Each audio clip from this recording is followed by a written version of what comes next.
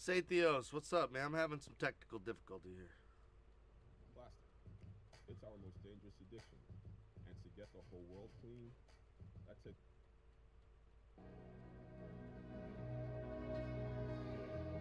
I can see clearly once again, once again.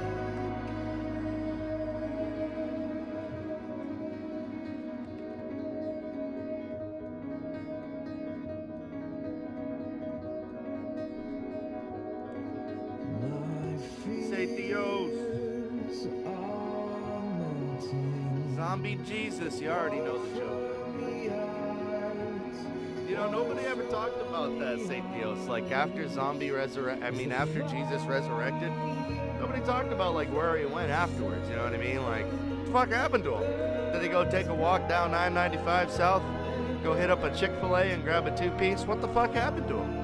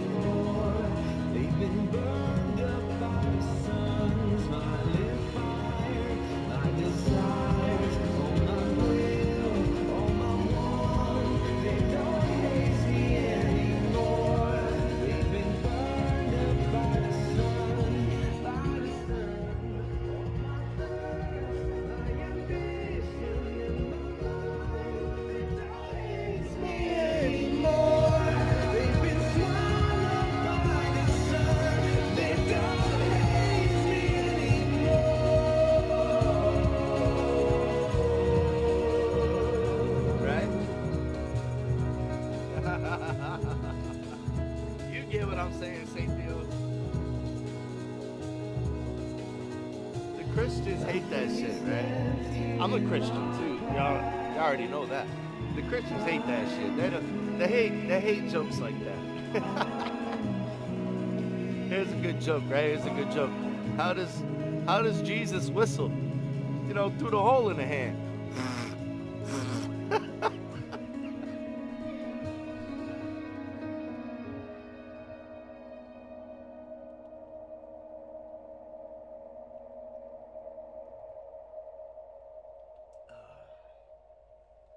Man, yesterday was so goddamn fun, dude.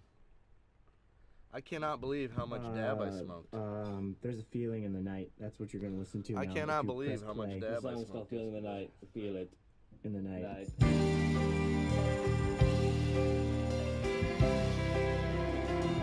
That is gone. All that dab is gone.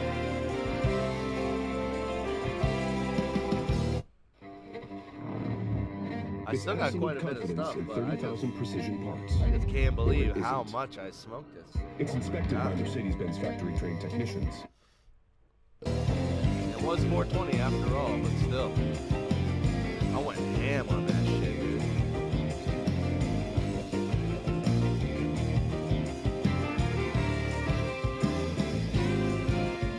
They're going ham on What you doing? Can't you see I'm helpless? I'm helpless. You put your spell on me. I can't fight it. Your hair, your dress, besides the table candlelight. Your skin, your smile, your laughter echoes through the night. There's a haze falling on the road, but I can see you clearly. Oh, clearly. 'Cause you put up Yeah, dude. Dude was doing good.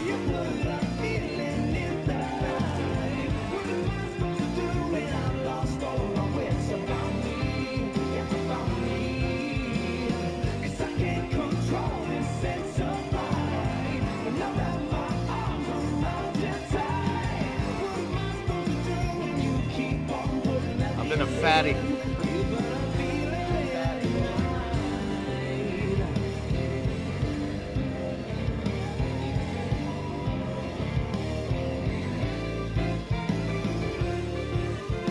You know what I'm saying, Happy Cappy? What's good, girl? What's good, girl? Happy Easter to you and your family.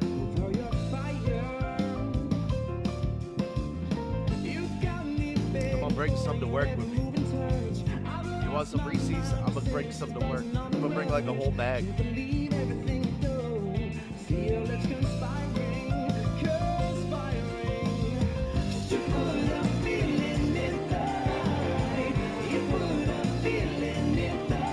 I'll bring some to work for us. We're gonna go ham on it. If I leave them in the... Right? I know if I leave them in the station, the nurse's station, they're gonna disappear real quick. For sure.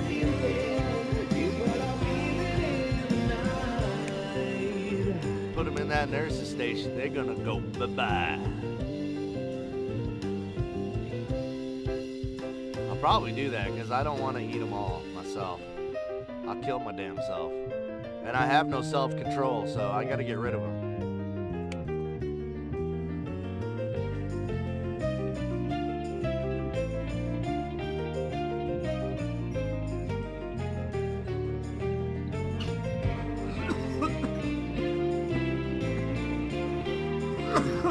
Oh my god, that tastes good.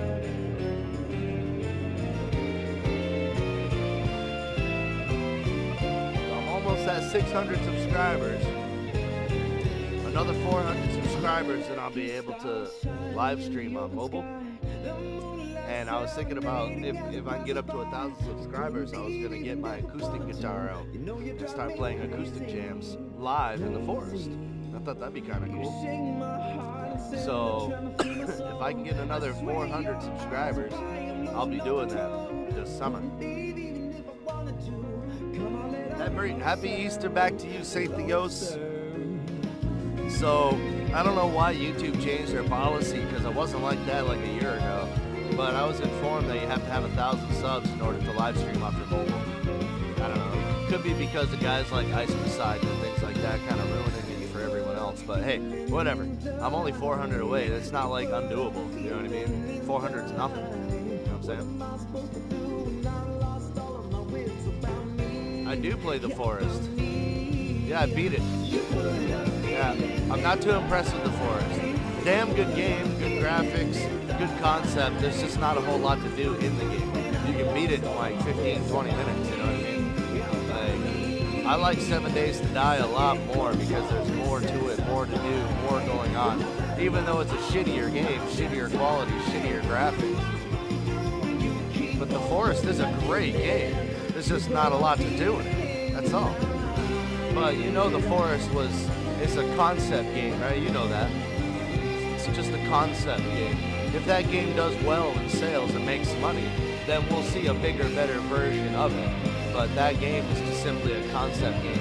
Kind of like, remember Outlast, created by Red Barrels? Outlast was a concept game, and it actually did incredibly well, right?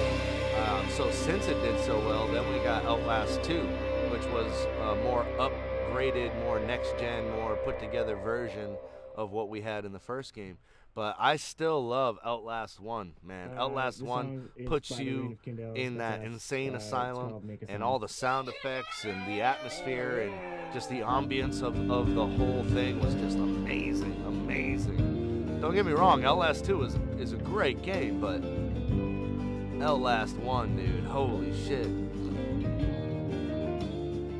Multiple endings though? Okay, well I didn't know that. I just went down and killed the big bitch. The little girl that turns into the spider thing at the fucking in the bottom. I didn't know there was more endings than that. It kind of upset me that my son was dead. I was like, this whole fucking game, the point of this whole game is to go save your son, and then he's dead. I mean, so fucking dumb, dude. I mean, I'm not bitching about the game. I'm just saying it's so stupid. I love the game. I'll play it with you, no problem. I enjoy the game.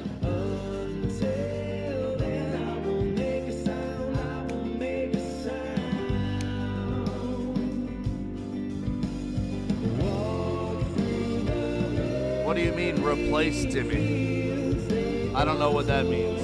Replace Timmy? I found Timmy. I didn't replace Timmy, no. Replace him with what? Oh, I don't care. You can spoil it all you want. It ain't gonna matter to me. I don't worry about bullshit like that.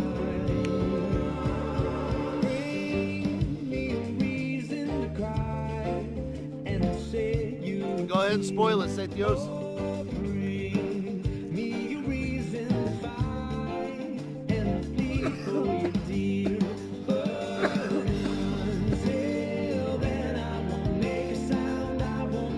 Wow, that tastes so good, dude. Holy shit.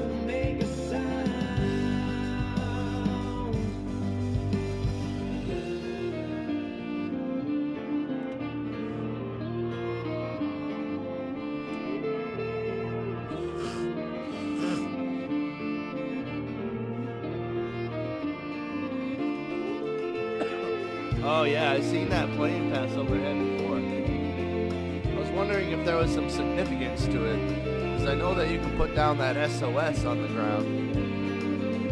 Like I said, the game is great. The graphics, the concept, the building, everything is fucking awesome about the game. It's just the game itself, very, very devoid of any in my opinion, just my humble opinion.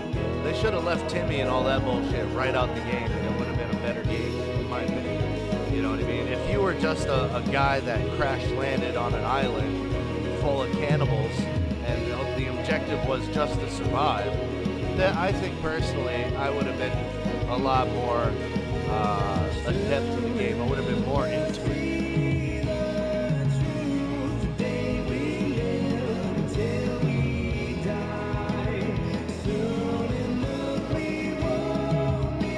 Steal a potential Timmy? That's fucking weird. That's weird as shit, dude. I don't even understand that. The cave is cool, dude.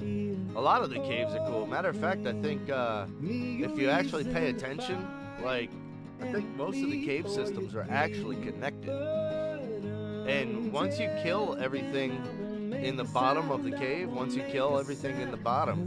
as far as I know, it doesn't respawn. So I mean, you could set up shop down in the cave if you wanted to.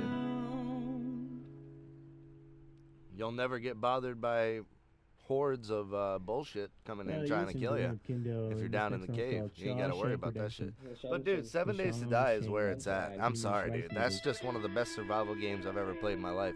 Even though it's a shitty game, you know what I'm saying? The graphics are terrible. The fucking gameplay is absolutely shit. But the game is awesome. You know what I mean? So we threw away your heart again. Found a reason not to start again. Well, I got up on the pit with you. Just so that upon the simple truth. When the sun sets down on the line, you put on your crying till the sun 7 days was dumb? Is that done or dumb? Oh, fun? Yeah, dude, 7 days was really fun. I mean, once you get past alright, yeah, the game's a piece of shit. Once you get past that, then it's time to have fun. Alright, the graphics suck. Okay, whatever. Not the best connectivity in the world either, but 7 Days to Die was alright, dude. You know what I mean?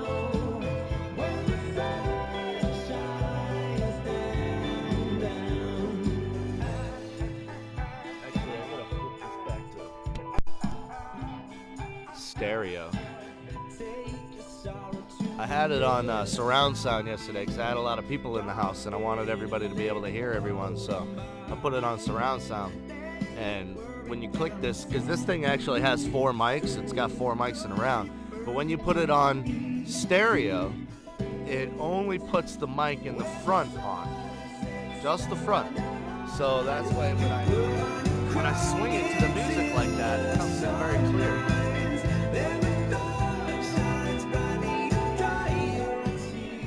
So that's how that works. If you put it on surround sound, then you're gonna pick up a lot of bleed noise that you don't want. You know what I mean?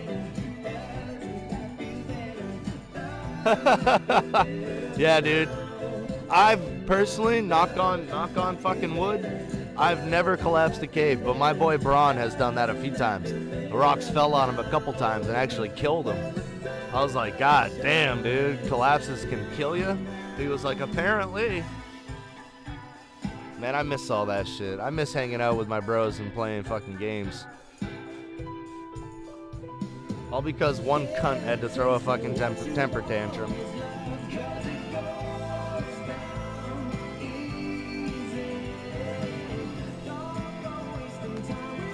Oh, I be throwing dynamite everywhere, bro.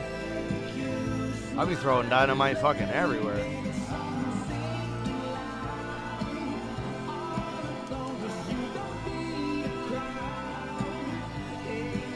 Miss Kelly, what's good? Miss Kelly in the building. Miss Kelly, what are you coming to my stream for? I just got a quick question for you. Do you come into the stream to hear the conversation and the atmosphere of what's going on? Or do you come into the stream to hear the guitar? I just had a quick question.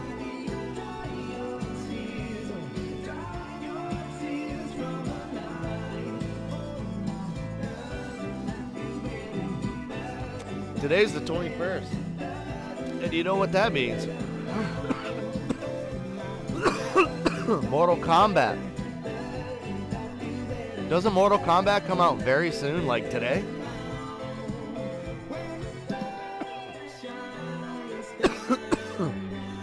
What's the next big game y'all are after? I'm pretty sure I'm gonna get Days Gone. A little bit of both. Oh, okay, alright. Well, if you're here for the guitar, I'll pick it up right now. I'm plenty high enough. I can jam out right now if I wanted to. But I'm just sitting here talking shit with Sathio, smoking, getting a little buzz on. Oh my God, Miss Kelly. I smoked so much goddamn weed yesterday. It was unbelievable. Unbelievable. I didn't smoke any flower. No flower, no weed, but concentrates and fucking dabs, vapes. Yeah, Days Gone, dude. Game looks good. Looks good. And they pushed it back a few times. Hopefully they got the shit correct. Equinox, what's good? What's good? Happy Zombie Day, big guy. Equinox, what's good in your world, man? I'm good over here. Everything's straight. I'm a little concerned about my weed tolerance. That's alarming. My weed tolerance is quite severe. I'm pretty sure I could probably hang out with Snoop Dogg and Wiz Khalifa, no problem. I'm having an issue with that because I don't make money like Snoop Dogg and Wiz Khalifa. You understand what I'm trying to say?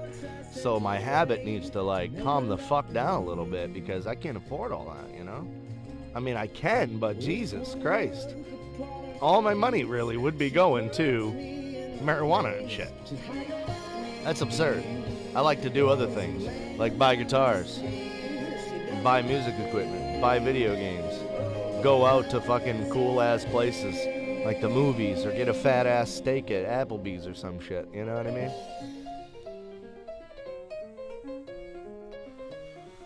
the gameplay that you saw was mostly on the bike, or are you gonna be mostly on the bike? Is that what you mean? Happy Zombie Day, Equinox. That's my boy.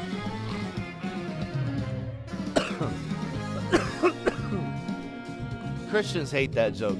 I'm waiting to get a Catholic or a Christian motherfucker coming in here telling me that I'm wrong for saying that shit. Oh, I can't wait to trigger somebody. Oh, it's gonna be a good time.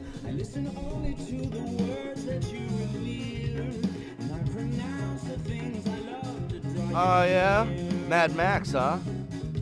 I liked Mad Max, but it was just very repetitive. I hope Days Gone is not repetitive. Like, show up to the area, liberate it, fight the Horde. Show up to another area, liberate it, fight the Horde. Show up to another area, liberate it, fight the Horde. Like, that's, I hope it's not cut clean and dry like that.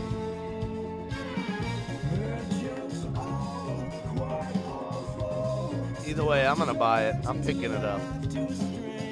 Dude, I'm back on Borderlands 2. Does anybody have Borderlands 2? Let a brother know. I want to play that today. I'm level 76. I'm trying. If anybody has a high level character, 72 or better, level 72 or better, let me know, dude, and we can try to make it through the raid together and get our OP levels.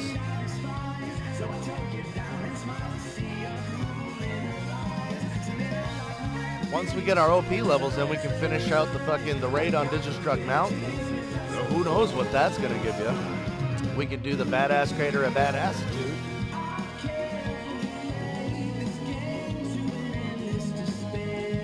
Should be a great game, absolutely. I feel the same way. Looks like it's gonna be a decent game. It really does. You got rid of Borderlands. What? Why would you do such a thing? That Borderlands is like Diablo. It's never ending. It never ends. There's always fun on Borderlands. There's always fun on Diablo. Borderlands is Diablo with a gun. You're goddamn right it's gonna be epic, and that's why I'm back into Borderlands 2. Because I need to get another 6 OP levels. No, 4. 4 OP levels, and there's still like a shitload of DLC that I haven't done. And the Badass Crater of Badassitude is an entire another campaign with fucking endgame currency that you can get, that you can earn. Dude, it's basically a whole nother game. Yeah, right, but did you cap? That's the thing. Of course you beat Borderlands 2 multiple times. That's the point. It's just like Diablo. You gotta beat it multiple times to unlock Torment mode. But once you're in Torment mode, that's the real game. Like, did you actually play the real Borderlands? Did you get into the cap? Did you get the endgame currency? Did you look for the pearlescent weapons? Because that's what the real game is all about. Just going through and beating fucking Handsome Jack over and over, that shit's fucking easy. That's child's play. But did you do the raid bosses? Did you do the raid on Digistruct Mountain? Have you beat Terramorphous, for example? Like that's where the fucking epic shit is.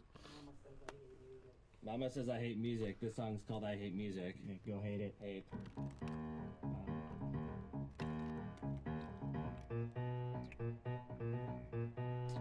You see what I'm saying? In Diablo 4, dude, I really can't stand the fact that Blizzard went with a mobile game instead of giving us another Diablo. You know what I mean? I don't know what the fuck is going on with Blizzard over there, but they need to get their shit together. Somebody needs to slap the damn CEOs of Blizzard.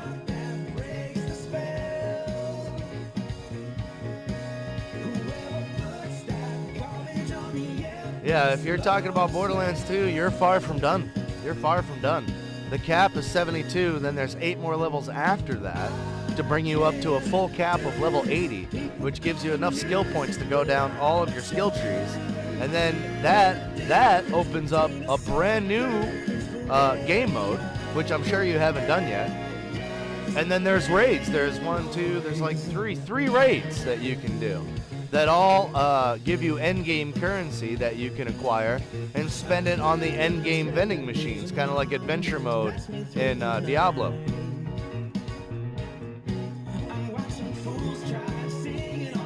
You see what I'm saying, Equinox? What were they thinking there? And I don't know if you watched the E3, but you heard the crowd's reaction, right? Everybody was like, boo, boo, like, no. And then the guy literally had the audacity to talk back to his consumers. Like, are you fucking nuts? He's like, oh, shut up. He said, shut up. And then he's like, like, all of you have mobile, right? Yeah, but that's not the fucking point, dickhead. We've been waiting how many years for another Diablo? Get your finger out of your ass and go make one.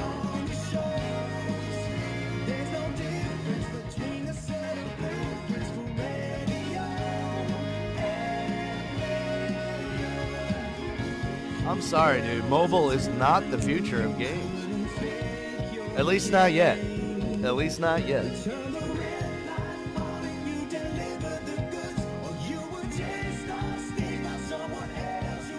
know what I mean? You know what I'm trying to say? And these companies think that they're untouchable. Like we're just gonna buy whatever piece of shit they put out. Yeah, well, Blizzard, Ubisoft, all these companies are in big fucking trouble right now because you and me and everyone else were tired of the same cookie cutter bullshit, the same marketing tactics that keep getting thrown at us every single time. We're fucking tired of it. That's why only certain games do well. Only certain games are selling because those are the games that take the time.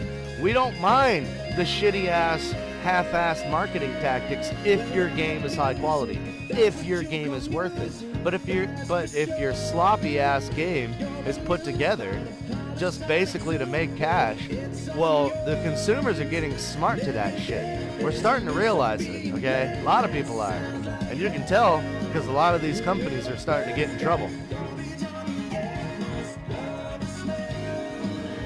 Guys like Boogie2988, PewDiePie, a lot of these different gamers like Ninja, they talk about that stuff all the time about not pre-ordering games, not buying season passes until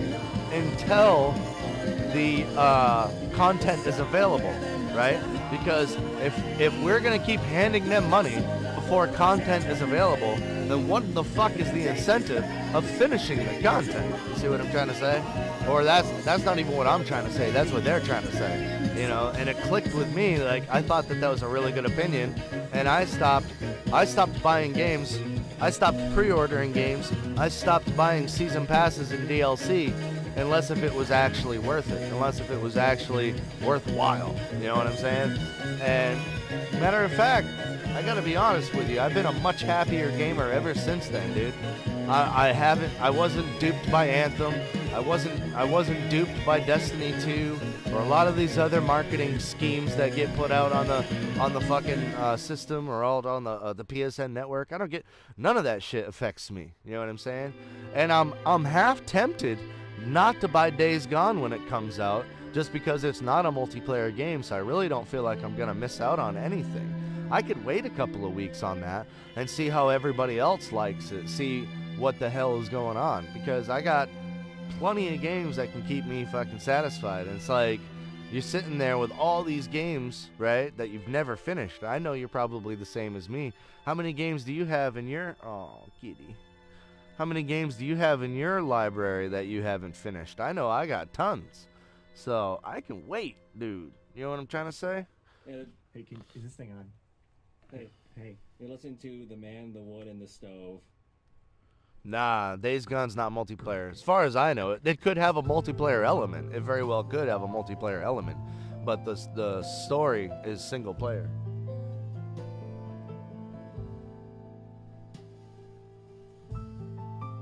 Yeah, too many. Too many, right? Too goddamn many. Tell me about it. I have a plethora of games I've never finished. Witcher 3 comes to mind. Monster Hunter comes to mind. Final Fantasy 15 comes to mind. Christ, I could go on and on. I literally could go on and on. I have so many games just sitting there I've never finished.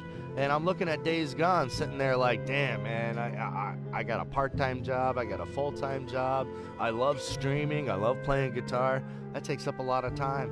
I'm looking at Days Gone like that's just going to be another open book and ended chapter that I never get around to finishing. I'm probably going to play it for a week or two, think it's cool, and put it down. Just like I do with everything else, you know? And I, as a gamer, personally, right, I need to realize that I need to realize that I don't finish these games and start picking up some of these other games. Why am I spending so much money on shit that doesn't fucking matter? Matter of fact, digital shit that I don't even own at the end of the fucking day. I mean, for God forbid, listen to this, God forbid, right? You buy Days for Gone, and the company that Days for Gone doesn't sell any games, and they tank, right? They cripple and go, and they file Section 8 or Chapter 11. They file bankruptcy. Well, guess what, motherfucker? That game is gone, out of your collection. Look what happened to THQ. Fucking gone. Kingdoms of Amalur, gone. You see what I'm trying to say? Every land and town. Yo, I finished GTA 5. I had to. That story was too good. Ain't never seen such I got Division 2, but I never play it because I don't have anyone to play it with. such light I'm like level 10 on Division 2. blazing throughout the Last of Us I ended up finishing. That was a really good game. Really good ending. could make such a fire with their own. Oh my god. Dude, I'm Paragon 1570 something in Diablo 3. My god, dude. Oh my god. I'm thinking about picking up Diablo again just because I want to play the damn Necromancer character. You know what I'm trying to say? I spent a lot of time on the Barbarian and the Crusader. I just love being a tank. I love tanks. Love it. If you ever play an MMO with me or any other games that have that style of gameplay, you bet your ass Riff Raff is going to pick a tank almost every time. I just love support, either healer or tank. I'm an amazing damage character, don't get me wrong. If my friends aren't getting the damage done, I'll switch over to damage and figure out how to do it and then give my friends tips and tricks. And then once they're getting their damage right, I'll flip back over to tank. It's just the way I roll. I love being a tank. I just love it. People worshipped on. Being a tank is cool, man, in most MMOs because you can control the flow of the traffic.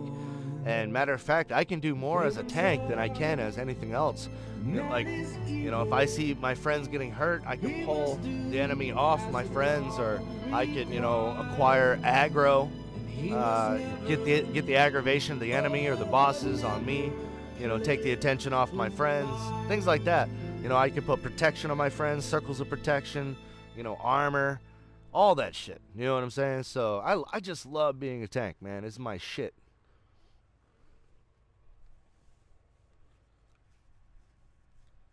Level, oh yeah, 2,500? Damn. Yeah, dude, I went to 1,500 playing adventure mode, just hours and hours. I got burnt out. So I stopped around 1,500. What's the torment mode? What did the torment mode end up going up to? I can't even remember. I think it was like Torment X. Maybe it was like Torment, I don't know, maybe it went up to 15. I can't remember. I'm not a finisher. Hey, don't worry about it, bro. Some ladies like that, you know what I'm saying? You know what I'm saying? But nah, if a game becomes tedious, I don't finish it either, bro. I'm the same way, But some games are just goddamn fun, and I want to know what happens. GTA comes to mind. I wanted to know what happened. Like it just had me locked in the whole time. I couldn't wait to see the next heist. I couldn't wait to see what happened to the main characters next. I couldn't wait to see how Michael's life was gonna end up, man. You know what I'm saying? It was just an interesting story, so I wanted to keep going.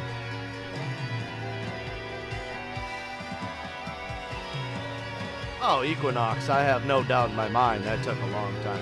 I had 300-400 hours poured into Monster Hunter, and I was at the top of my game when Monster Hunter was at its peak. But a lot of shit has come out on Monster Hunter now, so I'm thinking about going back to that game as well, because there's a lot of dinosaurs and added on content that I have not acquired yet. It's got a pretty good set list. Yeah, too many games, definitely not a bad thing. My boy Stephen King, I like the way he approaches games. I wish I was the same as him. He's like, yo, if I want to be a pirate today, I play my pirate game. If I want to be a soldier tomorrow, I play my soldier game. You know what I mean? He's like, what do I... He kicks back in his chair and he smokes a blunt. He's like, what do I feel like being today? I guess I feel like being a captain of a warship. And he's gonna hop on his warship and shit. And he gets in that mindset, you know. He is that captain of that warship. I don't know, man. I envy that, dude. I just don't have enough imagination, you know. I envy that. I really do, dude. To be able to ensconce yourself into the video game, you know, like that. When I was a kid, I could do that no problem. In my early 20s or in my... Yes, I'm still watching it. In my early 20s and shit like that, oh yeah. Smoke a little bit of weed, turn all the lights off, and like, you were that character. You know what I mean? But I just have such a hard time getting into games nowadays. I don't know if it's my age. I don't know what it is. I don't know if it's because I care more about guitar now. And I can only blame mortality, dude.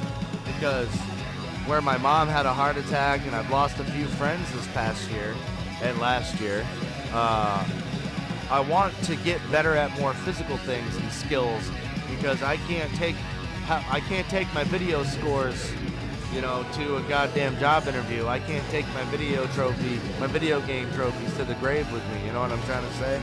So I wanted to spend more time on the Git, more passion and more devotion I wanted to spend on this and less on the video games. Matter of fact, for almost a month there, I didn't even play video games. I bought Sekiro, Shadows Die Twice. I've maybe spent 20, 30 minutes on that game. I got it right here.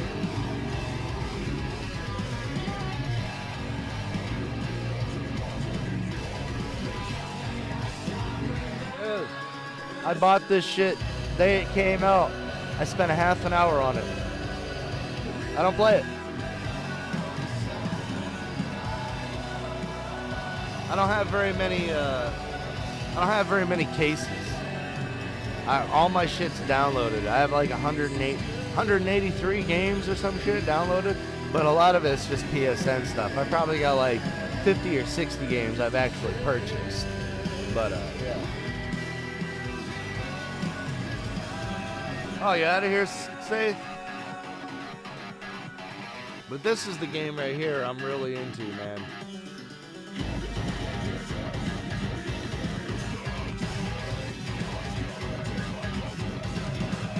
I hear you, big guy. Not trying to get on that either, my friend. But take care, man. I'll keep you in my thoughts.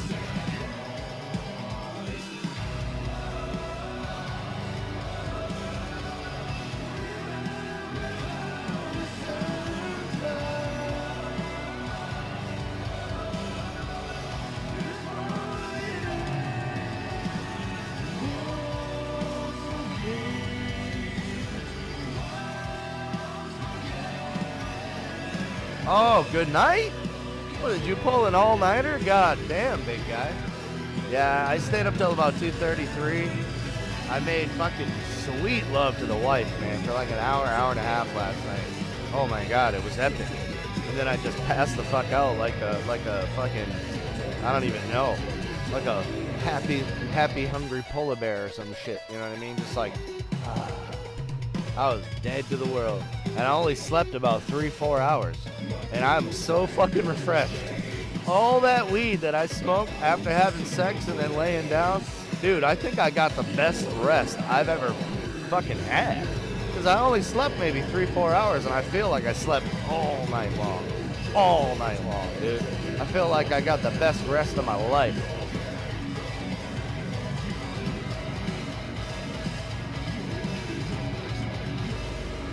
I like what you said there, Equinox. I like what you said there. But don't worry, guys. If I miss comments over here, I also have them over here. And this is a scrollable comment list, so I can scroll. But for some reason, if you say fuck you or anything like that, for some reason, I don't get it over here. I don't know why.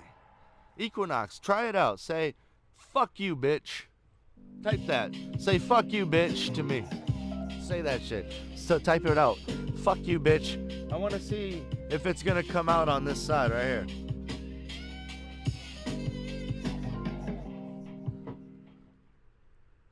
Say it. Say it, goddammit. I want to see it.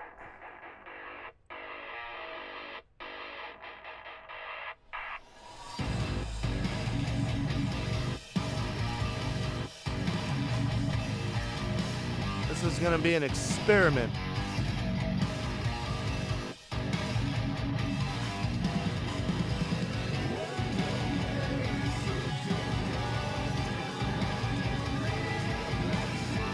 Did you type it? Did anybody type it yet?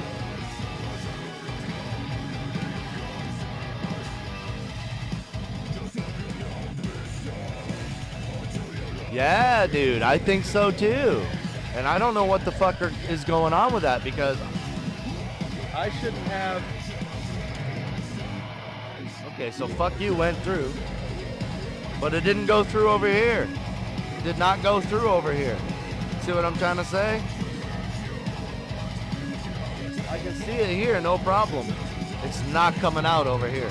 And I don't understand that, because I shouldn't have any restrictions, bro. Not a single one.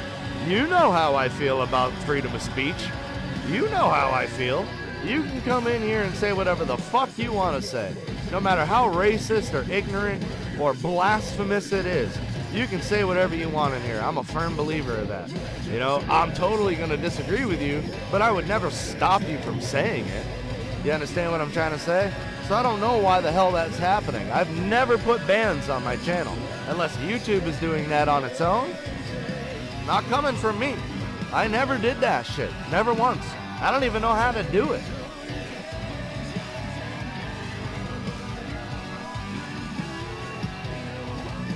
Why would cuss words be banned? Especially if they're coming over on this side. Fuck, bitch, pussy, cunt. All of that shit comes out over here, no problem, right?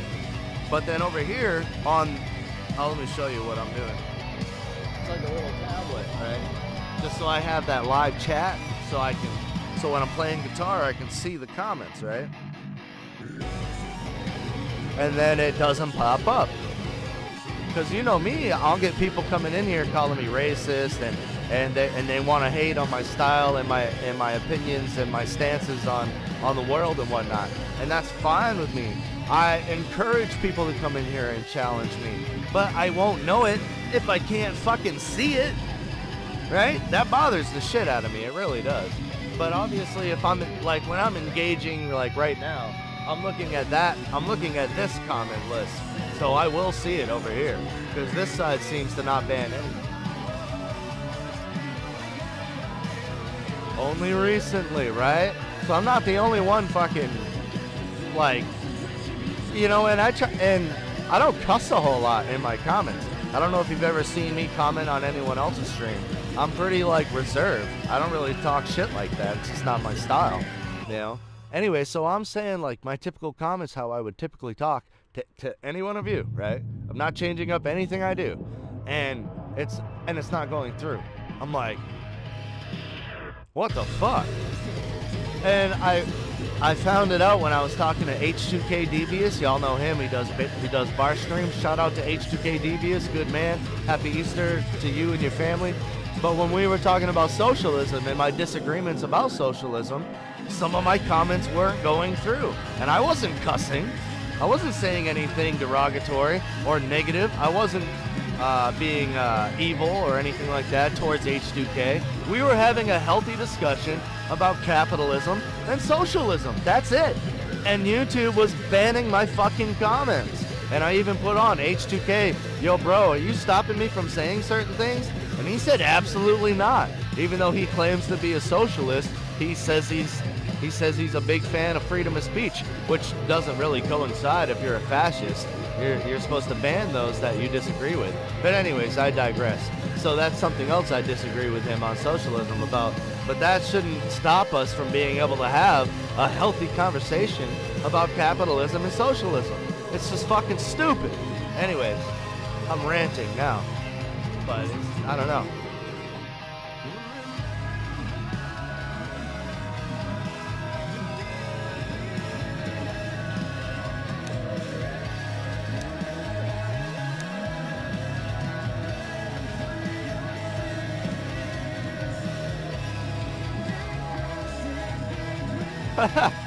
Yeah, I'm just ranting now.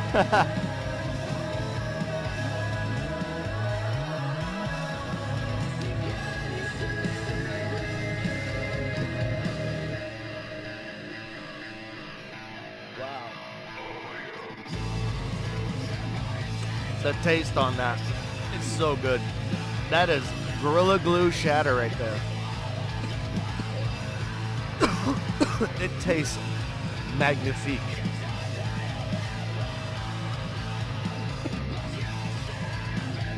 All right, what do you think, man? About ready to pick up the guitar.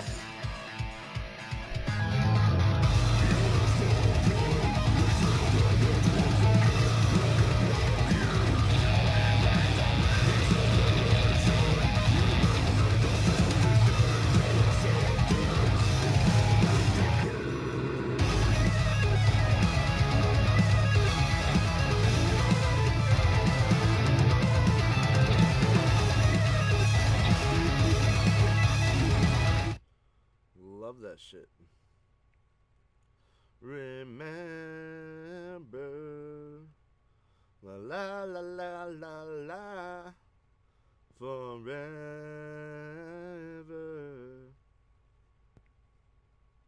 There's no set path, no way you have to be. So why not do what you've been dreaming of?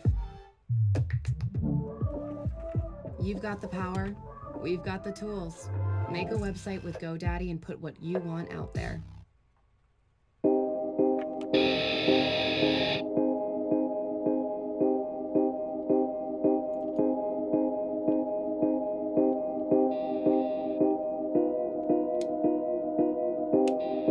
That band is called Shokran Equinox if you want to listen to it on your own time. It's called Shokran. S-H-O-K-R-A-N. Shokran. Really good band, man.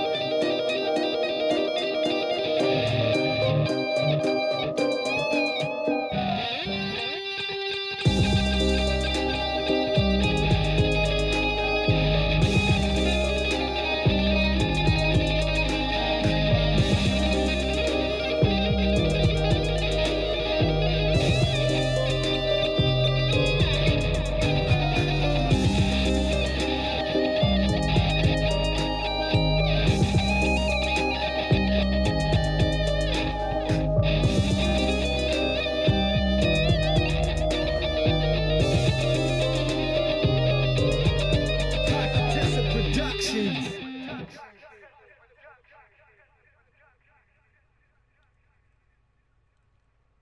Tranny rival. What's up with that name anyway? Tranny rival. Do you rival the trannies? What about tranny story time? Do you agree with that?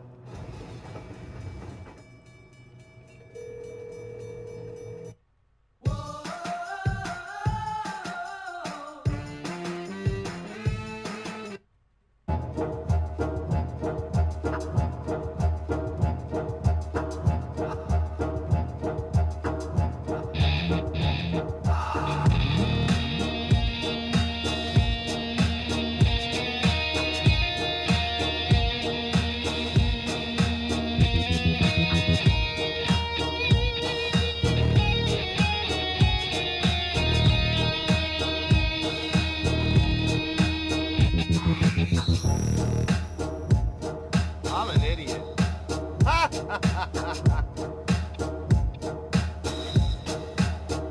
Sorry.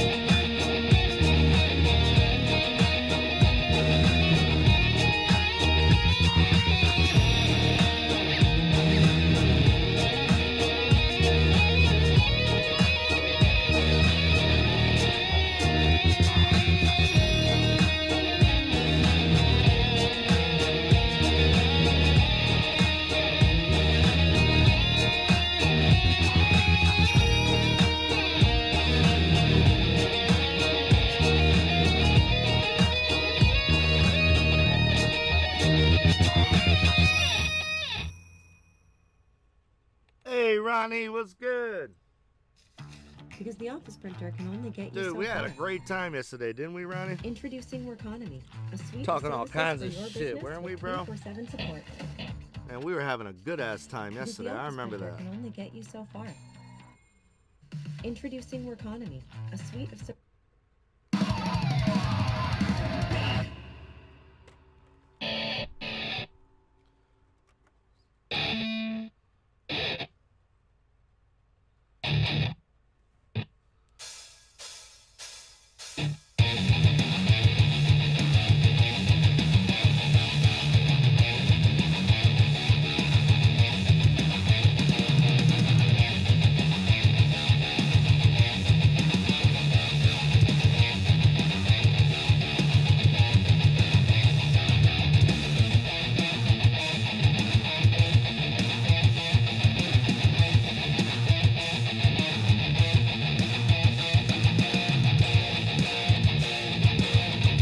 Well, Ronnie, I think what's about to happen.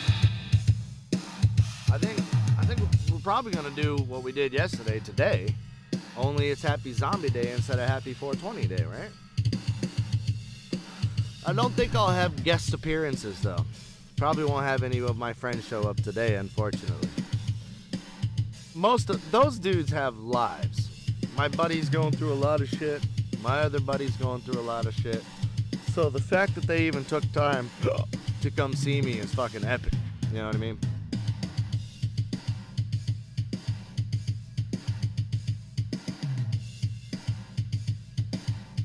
Godzilla.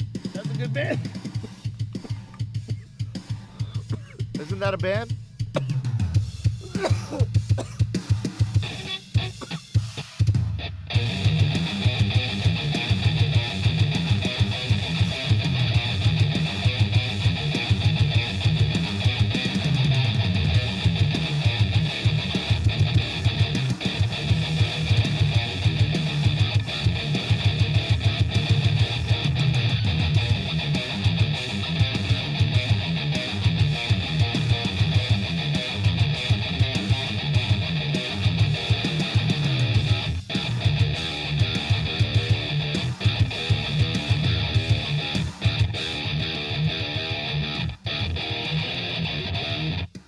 What the fuck?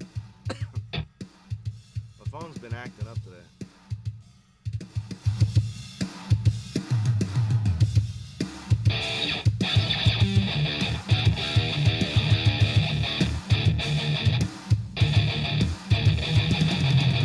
What?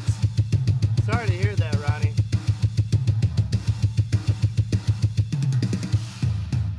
Sorry to hear that, buddy.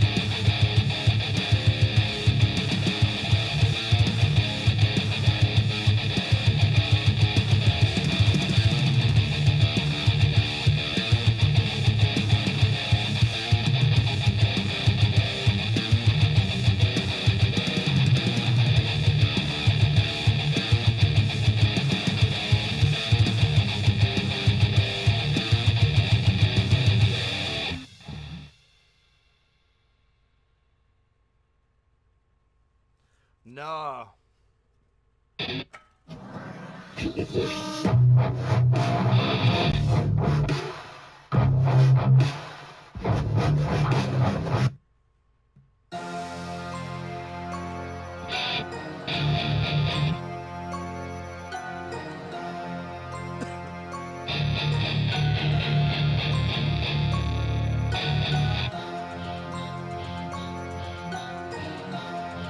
I'm gonna change the frequency of my guitar. Cause I thought, no, something's wrong.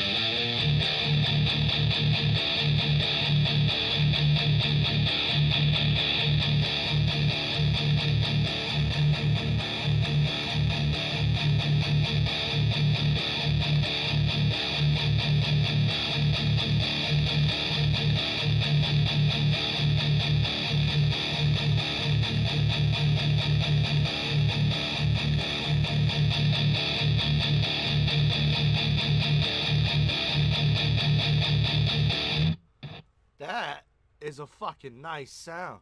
Save.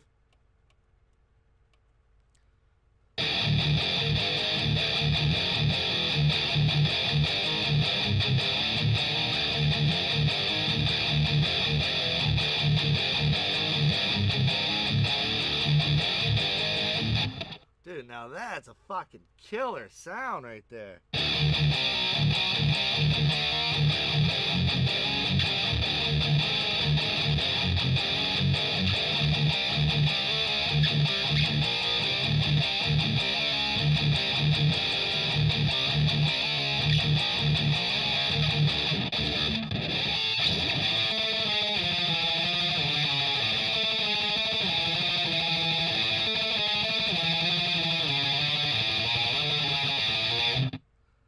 Dude! Dude! Are you hearing that?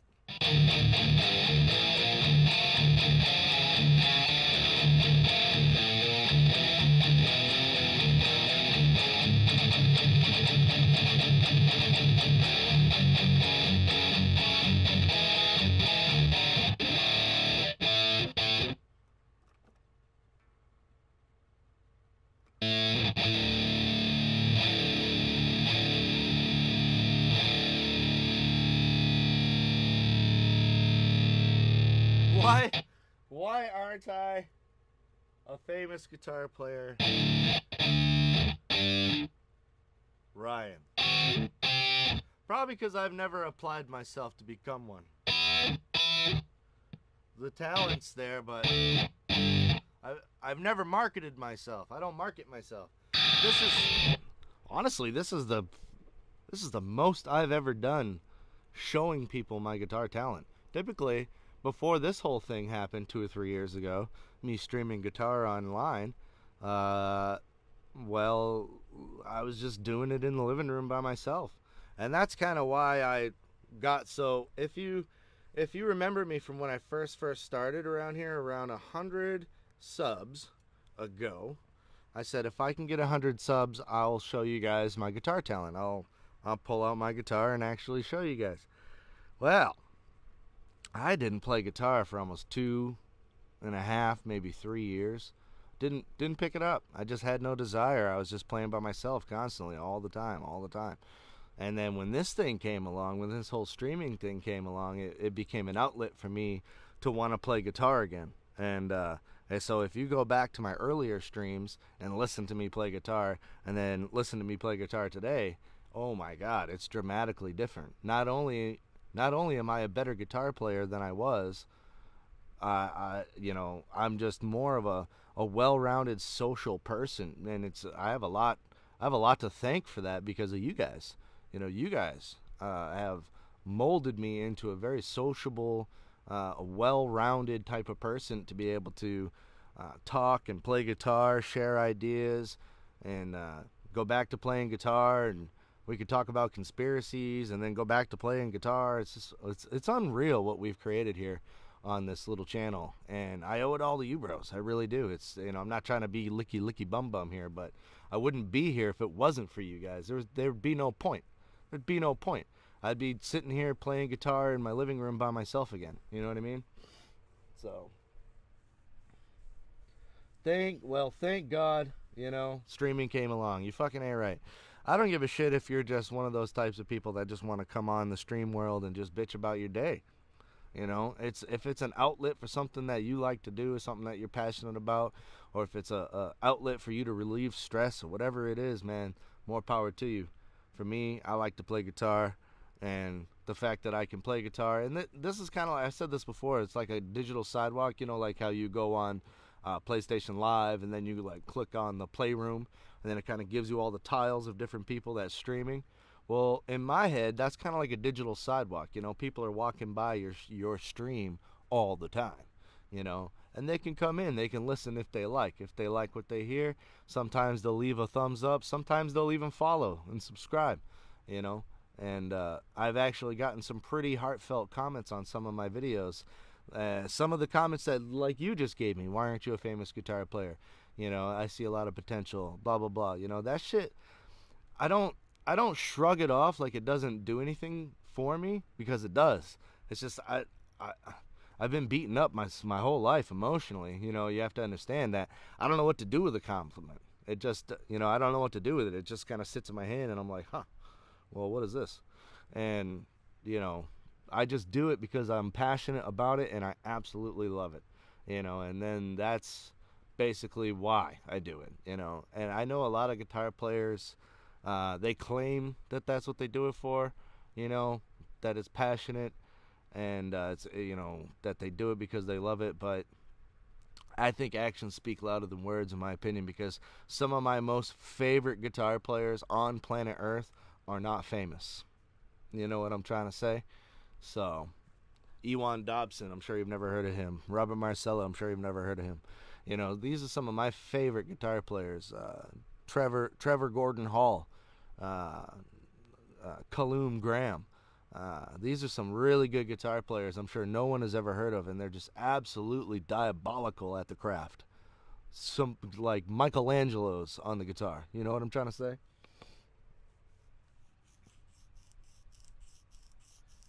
Does that count? What up, Bronx? I don't know, dude. I mean, I'm 35, dude. Equinox. You know what I'm trying to say? I don't know. Not everybody can be a Mon Amarth and, you know, get famous in their 40s. You know, God bless them. They got famous, you know, really late in the game. You know, but at least they got it done. You know, not everybody can be a Mon Amarth. But I'm 35, dude, and I'm kicking 40's door down here pretty soon. You know, I'm not getting any younger, not getting any healthier.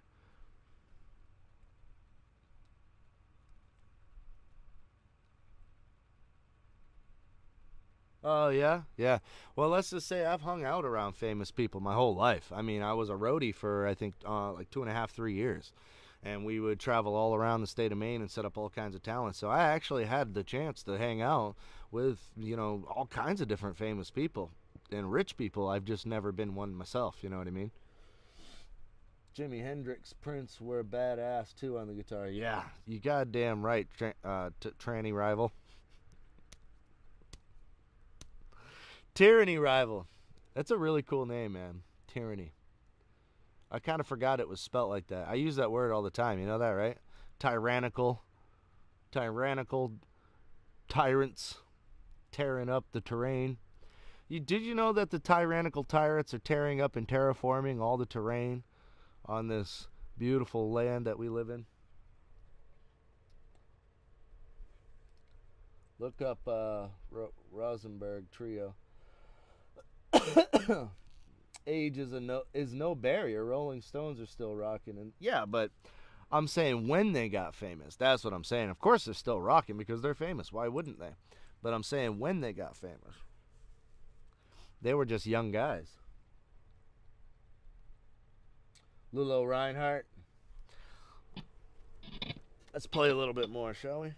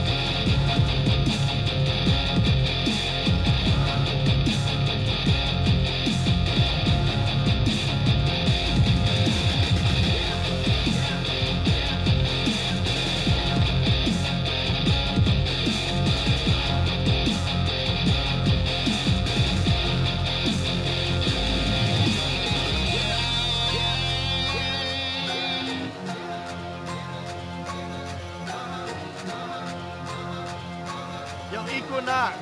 Are you Dutch?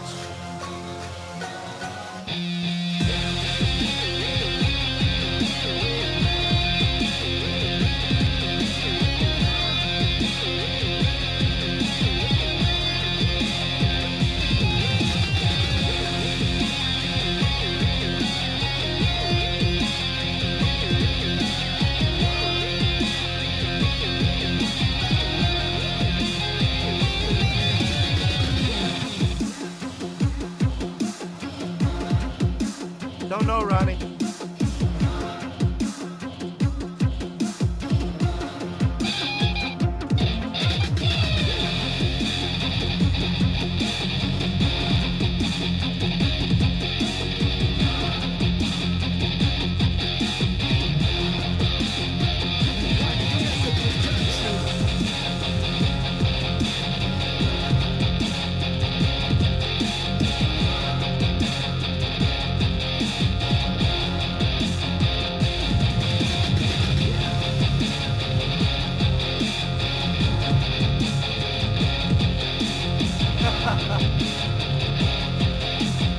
I have simplified it down.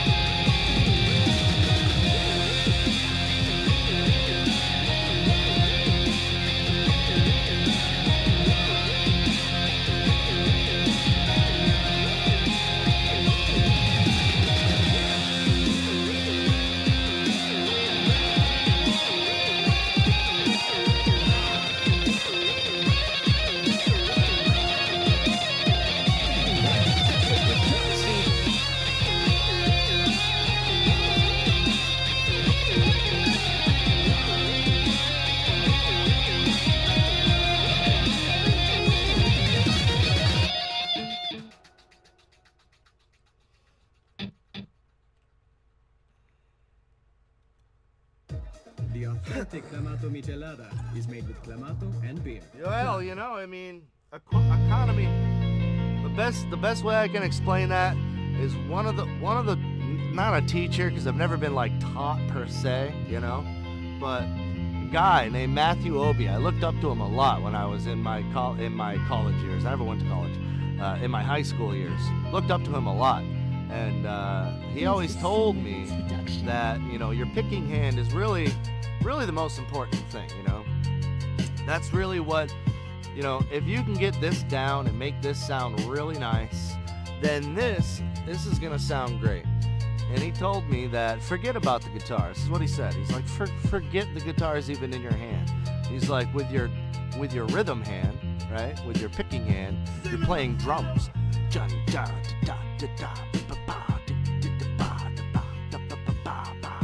This is the drum hand. We're playing drums over here. And he's like, have you ever tried sitting down on a piano and fucking around with it? It's like, yeah, of course, who hasn't? And he's like, well, over here on your left hand, you're playing piano. It's like, each one of these dots on the guitar are the white keys on the piano, and each one of the frets with no dot are the black keys on the piano. And I was like, really? Wow. Now, you know the pedals on a piano, right? So the pedals on a piano, the pedals that make the sustained sound and things like that, well, that's what this thing does. This thing flips from back and forth to both of the different pickups, either to one pickup or the back pickup or both pickups. The back pickup being the brightest one. So that's what this does. This is just like a pedal on a piano. Same fucking thing, right?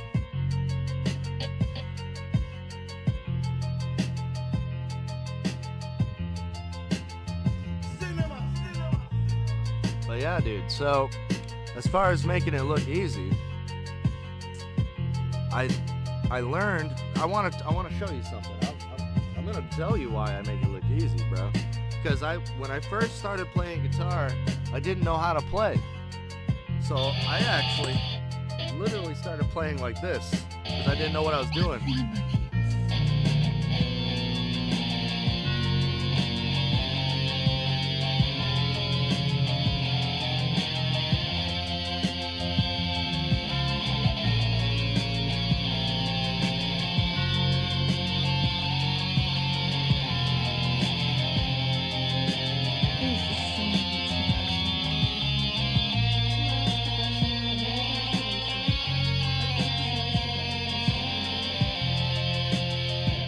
that's kind of how I first learned how to play guitar, because I didn't know what the fuck I was doing, and no one was around to show me, so no one was telling me I was doing it the wrong way.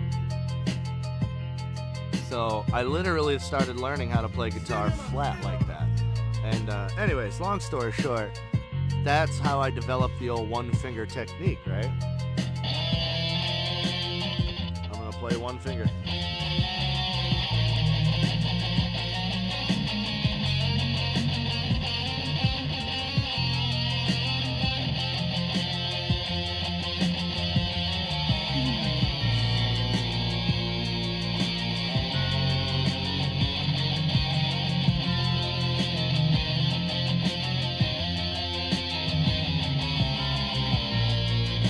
So the one finger technique, right? Now let me tell you something that nobody fucking tells you, right? This is how I broke through and started shredding. Nobody around to show me, mind you. I broke through shredding because somebody taught me a very important lesson. He said that on a 24 fret guitar, the first 12 frets and the last 12 frets are the exact same. I said, what? He said, anything you can do down here, buddy, you can do up here. So what are you talking about? Here you go. I'll show you a little something.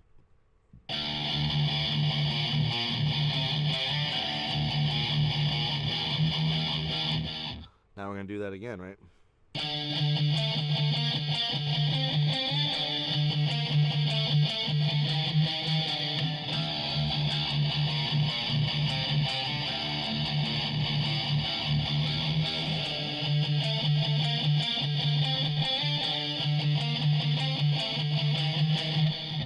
So that's what brought me to learning how to play by ear. You know, I realized that the octaves were all the same.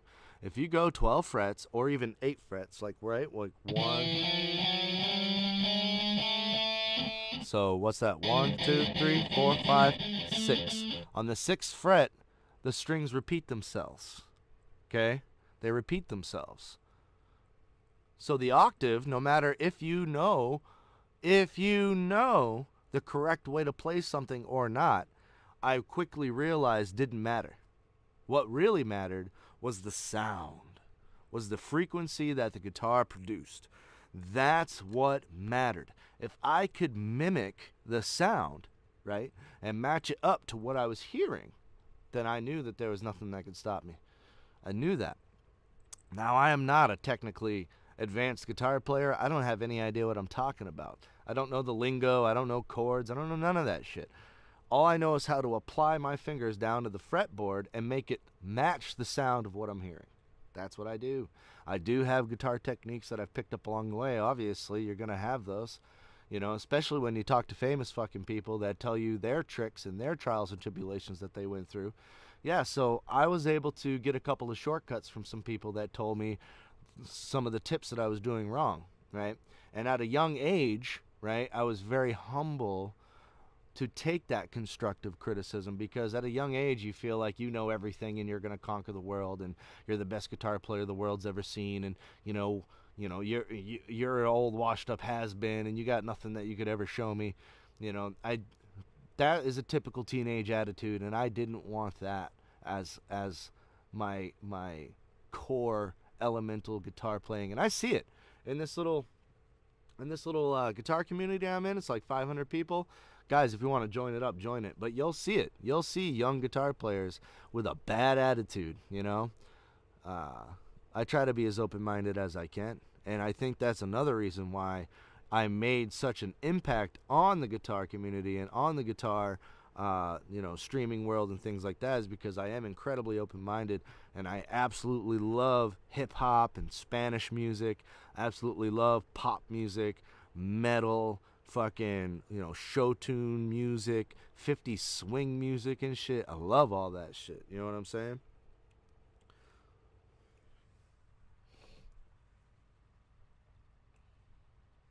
I can read tabs. I mean, anybody can once you figure it out. You know, once you're shown how to read tabs, I think anybody could read tabs.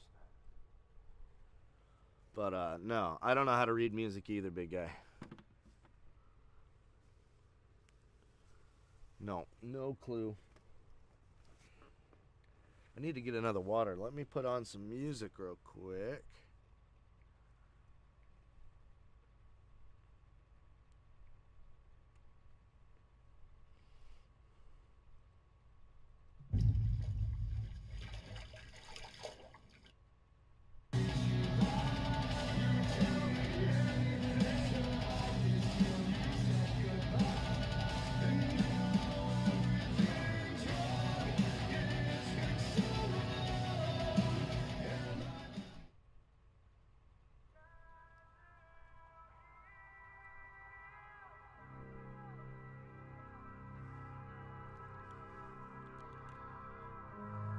I like this banner here, pretty good.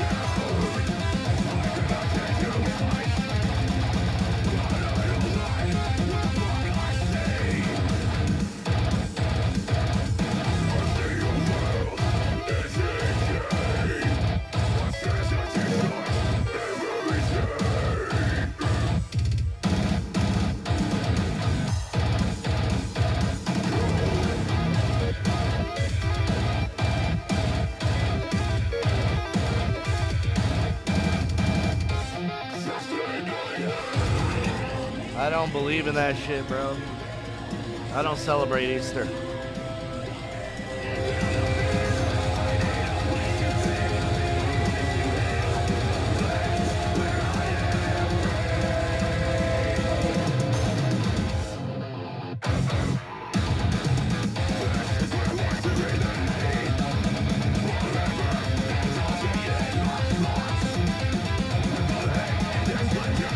Does Reese's work, bro? I got fucked with. Yeah, it is a pagan thing. It's satanic. I mean, not to get all like weird or anything, but you know, Paul Harvey back in the 60s said if I were the devil, you know, I would turn Easter into an egg, and you know, the devil has successfully done that. Not saying anything bad about Christians. I'm a Christian, absolutely, but I'm not gonna fucking worship some fucking egg. It's just not gonna happen. You know what I mean? So.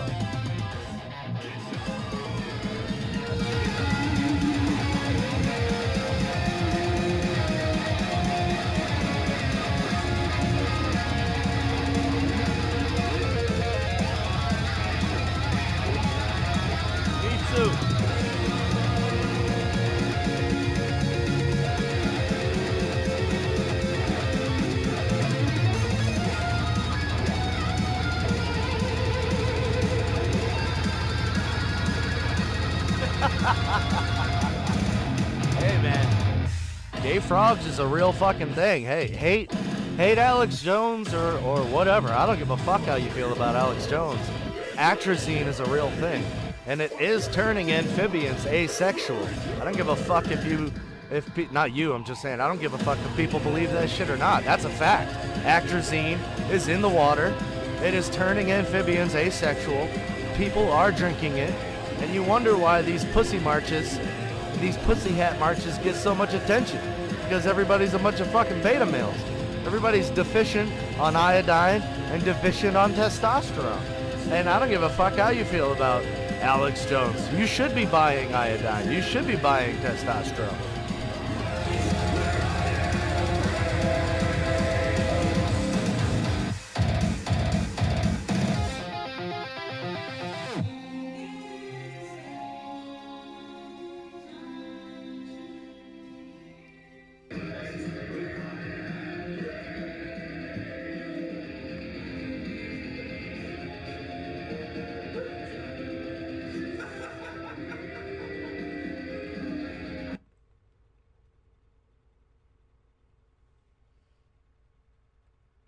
Attention on deck. We're zeroing in on IHOP's breakfasts. Brace for pancakes, French toast, or extra meat.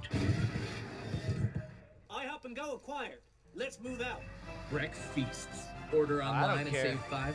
I'm not one of those like Nazi type Generally, people when you where leave the like, movie oh, theater, you can't eat that's this, the you end can't of eat that because it's See a poisonous. scary movie, Dude, it's and impossible to get away from the poisons, dude. You know what I mean? This time was a It's little everywhere. different. It's Go see The it's Curse of literally the Dead everywhere. It's in the in air, it's in theaters the April ground, it's 19th. everywhere.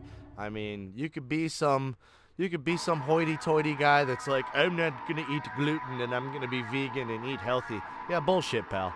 Because all your vegan fucking bullshit, all your vegetables are growing in the same poison soil, breathing the same poison atmosphere that the rest of us are. So, organic is fucking a myth. A fucking myth.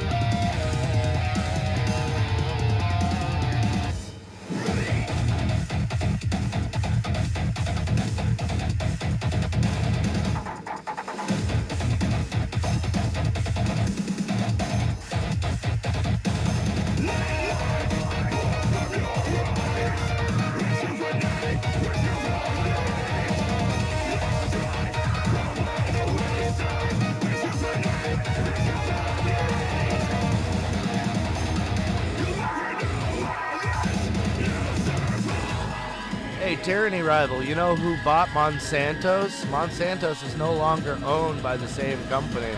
It's owned by Bayer, B-A-Y-E-R, you know that pain company, the pain pill company that was back in like the 90s.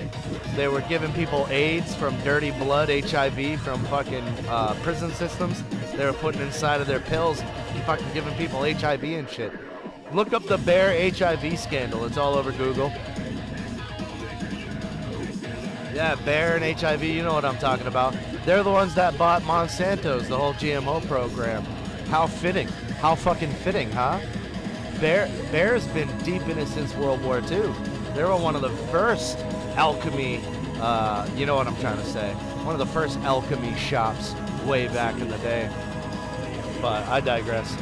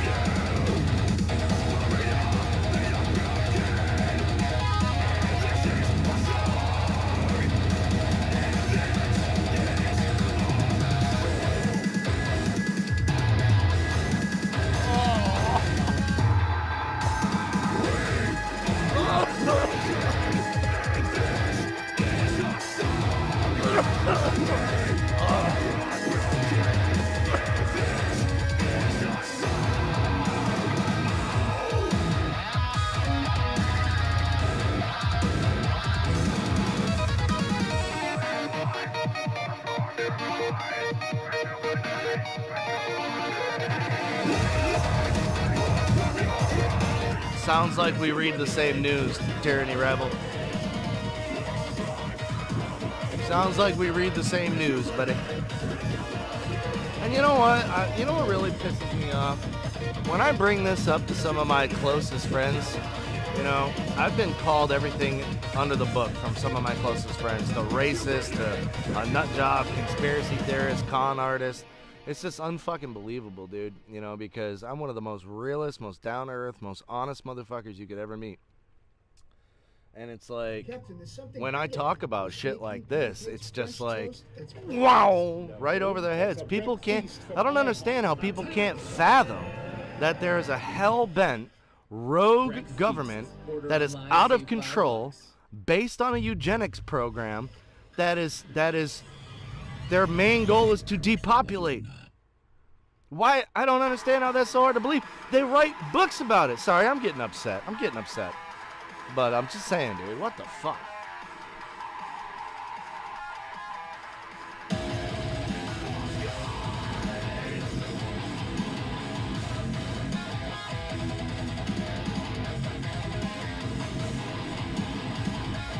I hear you, Ronnie. I do, bro.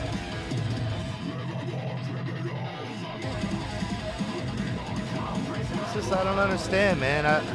I've lost really good friends over stupid fucking shit, you know? It doesn't make any sense to me. And I don't think it ever will. I don't think it ever will, bro.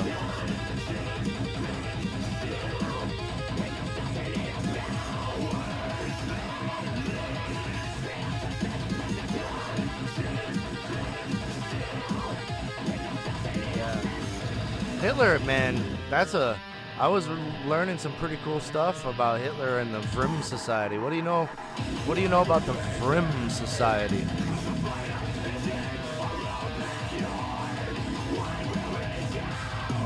I don't know if you know much about it, but it was, or I don't know if it was past tense, if it still goes on today, I have no idea, but the Vrim Society apparently was like, I don't know how to explain it. They believed, I'll just say it, right? They believed that they were psychic mediums that could speak to, I don't know how to say it, aliens, entities, spirits from the other side, from other dimensions, apparently. So Hitler rolled around with these Vrim maidens, V-R-I-M, if you want to look it up for yourself, brother. V-R-I-M, the Vrim Society. So Hitler would apparently roll around with these Vrim maidens, and they would grow their hair all the way out, like down to the fucking ground, because they believed that it was a spiritual antenna that would allow them to apparently talk to these entities, talk to these ancient ones, I guess we'll call them. Talk to these ancient ones to get ancient ideas and technology. I believe they were talking to fucking Satan. That's what I believe, okay? That's my opinion. They were talking to straight up Satan. And Satan, my opinion, told them how to build all the incredible machines that we see today. Like the internet, like the Large Hadron Particle Collider, like half the shit that we see. You know what I mean? But I digress on that.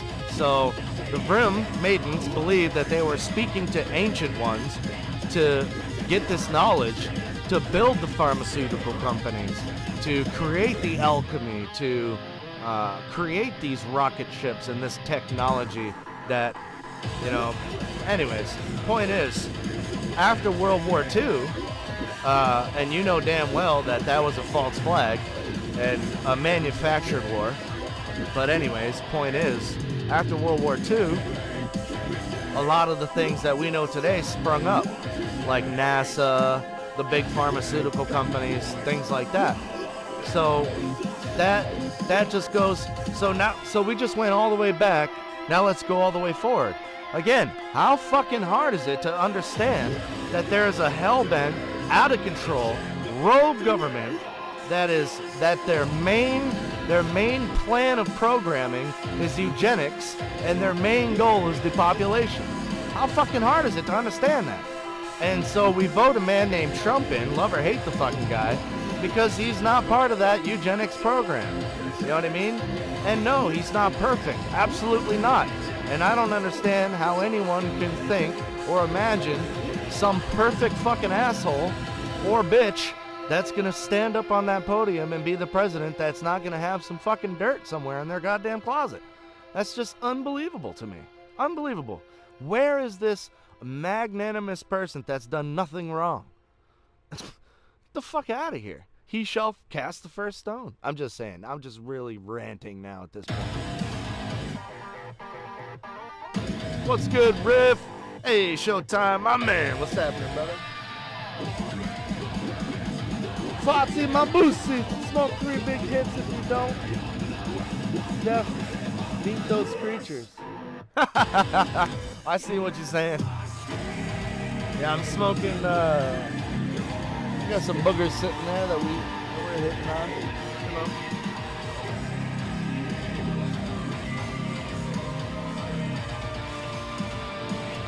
Well, it's UN Agenda 2030 now, and according to people like Ocasio-Cortez, if we don't all lower our carbon footprint, then the world's going to end in 12 years. Can you believe that? Can you believe we're seriously back on the whole world is going to end bullshit? Get the fuck out of here. Al Gore said it, then it was what? The Bushes said it, if we don't change our ways, the world's going to end. Al Gore said if we don't change our... Now Ocasio-Cortez is saying it. It's all bullshit, dude. It's all... What they want to do, in just my opinion, is they want to create a global carbon tax. As they parade around in airplanes and whatnot, right? Taking tax dollars, admitting carbon emissions way more than the average human that goes to work every day. And then they all lobby against us, telling us that we're bad and that we need to lower our carbon fucking footprint. Hello, can I ask a question? Because I went to science class in 4th grade. 4th grade science class taught me that we are all carbon-based life forms. So, what's the problem with carbon?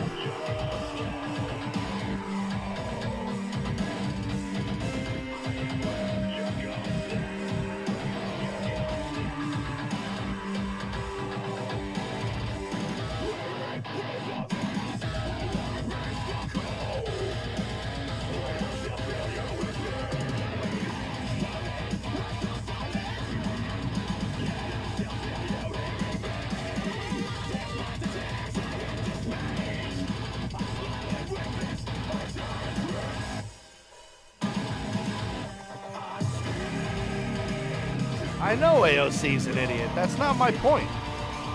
We all know that. Nobody even voted for the Green New Deal. Nobody even voted for it. Her own party. The people that are with her didn't even vote for it. Now that's gotta tell you something. That's gotta fucking tell you something. Am I right, DJ? Am I right, DJ Wingman? You know what I'm trying to say, brother?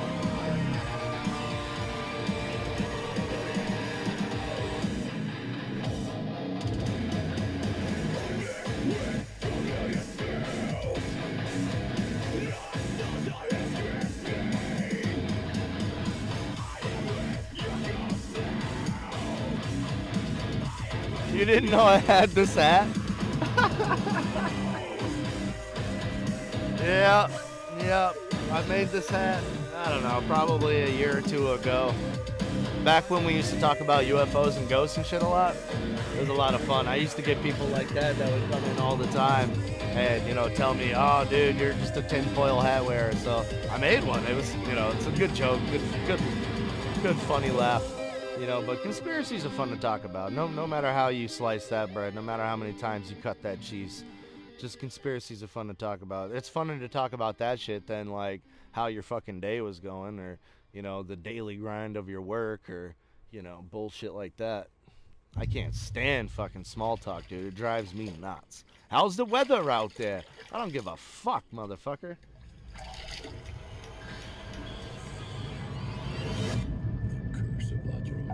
Walk, don't run? Nah, I never seen it, dude. Nah.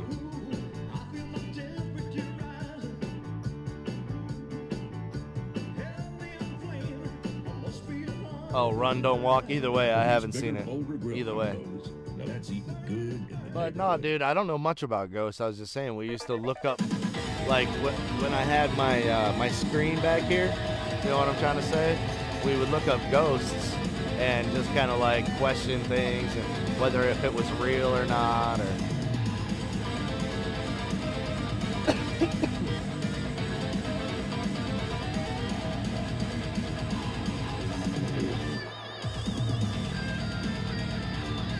well, it didn't just happen overnight, to be fair, Tyranny Rival.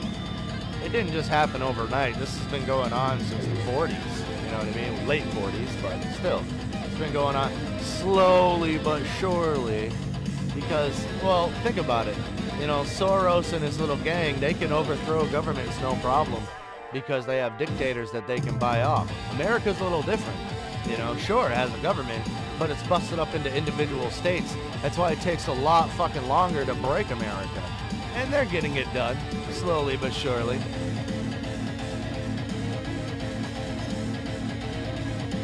I've never had it, well, my mom would disagree with that. My mom says I've had an encounter, but I was too young to remember it. So the story goes that I was in my crib. This is a very short story. I was in my crib and I kept saying, "Mommy monster, mommy monster." I guess the way my crib was set up, the bathroom was right directly in front of it, so I could see into the bathroom. My mom was in the living room and she could not see because I was in my own room with the bathroom. And I kept saying, "Mommy monster." And she was like, "Ryan, go to bed, go to bed. There's no such thing as monsters. Go to bed." And anyway, so I started crying and getting really upset. So according to my mom, and she said that she walked into the room and she felt like dread. Like it was like, oh, like stale, stagnant air, she said. It didn't stink, it wasn't musty, it was just like, ugh, like a negative, just ugh, you know? I don't know how to explain it. Anyway, so she walked into the bathroom, she said, and it was very much colder in there, you know, like the whole colder bullshit, like the temperature was dropped in there. She said it was very, very cold in there. So she said, "I don't know who you are," this is my mom talking, right? "I don't know who you are or who the fuck you think you are, but you're scaring a 2-year-old boy, you know? He's like, you're a real big shit," she said, you know, egging it on. "You're a real big man, real big ghost. Why don't you scare me a little bit, right? Why don't you get the hell out of my house?" Shit like that. I guess after she was done, she turned around and I was sound asleep. So there you go, there's my ghost story. But I'm too young to remember it. That's just my mom's story that she told me.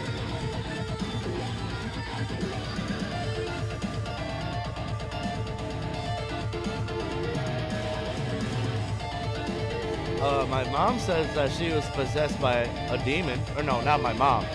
Sorry, very sorry. One of my stepfathers was possessed by a demon. And, you know, not to get into a good friend of mine, Johnny, but a good friend of mine, Johnny, drinks a lot too. And I watched 2 of my stepfathers drink themselves to death. And, you know, alcohol lowers the energy. I don't know how to explain this without sounding like a tinfoil hat guy. But alcohol lowers the energy and makes you more perceptive for negative entities to kind of hang out with you or even enter you, for example. So, long story. My stepdad was possessed by demons, right? Had to see a priest. The priest came over to the house, casted the demon out. Apparently, the demon... What's up, kitty? Apparently, the demon wanted to get back into the body. So, there was a fish. My mom was just moving into the apartment, according to her. This is all my mom's story, not mine. This is all my mom. So she just moved into the apartment, and they were there for about 2 weeks, and they had a fish, like a fillet of fish that was in there, like a whole fish. And she said that fish was in there for 2 weeks. Everything else around the fish was frozen, but the fish itself was not. And the priest that was over there decided to stay for dinner. The priest said, "Throw that fish away." She's like, "Why?" She's like, "Because the demon is inside that fish. It's trying to get back into our bodies." I thought that was wild, right?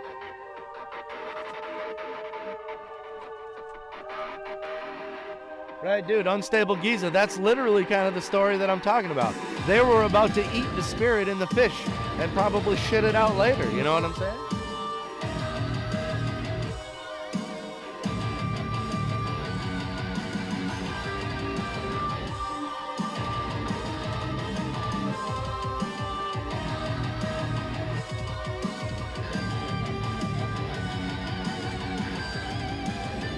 Yeah, it is a trip. I wish my mom was here to tell the story because she tells it so much better than I do.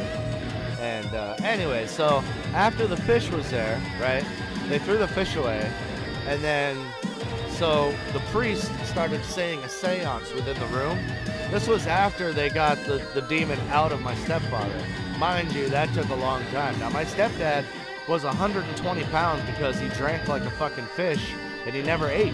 You know what I mean? So he was completely malnutrition, devoid of nutrition completely. And so this guy, right, was as skinny as a beanpole, possessed by a demon, and my mom is a big woman.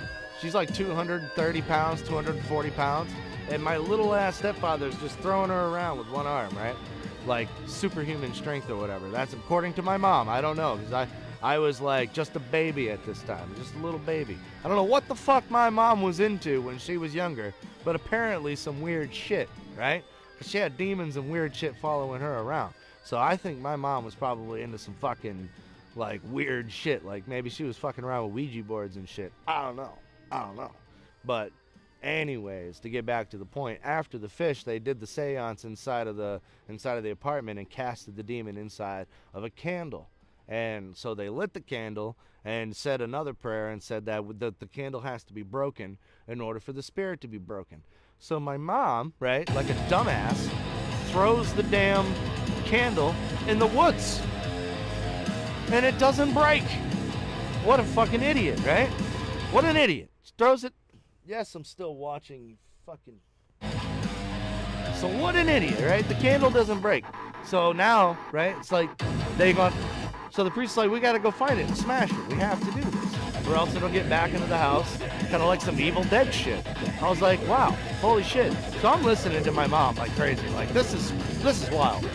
And so they go out, like straight up Alan Wake style, straight up Until Dawn style, with a fucking lantern, I guess, to find this motherfucking candle. So they find it, right? And apparently my mom can't go to the candle and break it. Her knees give out. Knees buckle. She can't move, according to her. Right? She's like pinned down to the ground. Right? So the priest has to get up, find the candle, right? So the candle picks it up, puts it on a rock, takes another rock, and smashes the fucking candle. And my mom can apparently just get up and walk around fine now. Right? So I guess the demon's gone, everything's fine. Roger starts crying. Says that he could hear everything that was going on, but just wasn't himself. He was having like an out-of-body experience, like he could see us, but couldn't like engage with us the way that he wanted to. You know, my mom could get up and walk around just fine. The priest said a blessing for everyone. And then shortly after that, this is where the story ends. Shortly after that, my stepfather said he was going to quit drinking, never touch the stuff again, because he believed that the alcohol was the reason why he was possessed. Guess what? He started drinking again.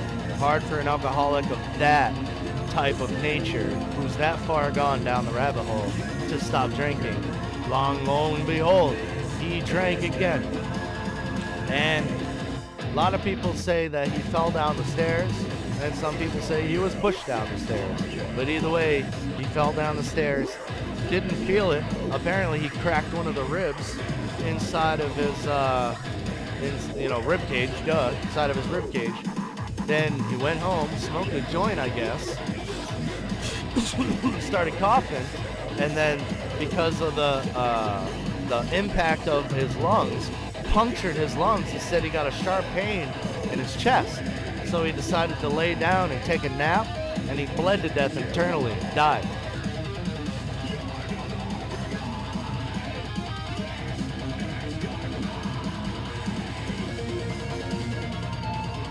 That's the story. So that was one of my stepdads that died because of alcohol. So you can imagine how dramatic of an experience that would be for a young man like myself, being just a baby, right? Know it because I was a toddler, so I know who Roger was. His name was Roger Farron. And so the way he went out was just so strange, and my mom had to tell me the story. She still tells the story the same way to this day. And I'm 35 years old. Is that a black eye? Do I have a black eye? I don't know, does it look like I do?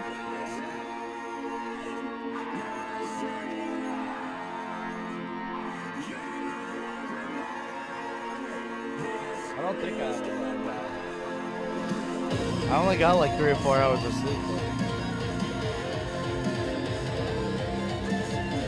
So you can understand how dramatic I would get when one of my best friends was doing the same thing. You know what I mean? Talking about seeing ghosts, talking about drinking too much, being malnutrition. So I interfered with the young man's life and said, hey man, maybe you should, think about your future before it's too late. Well, I got outcasted, unfortunately.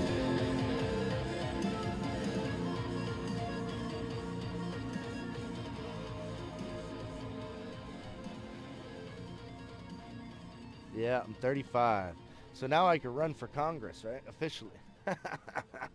Run for Congress. Let's get AOC and Ilhan Omar out that bitch. Dude, I could battle Ilhan Omar like crazy.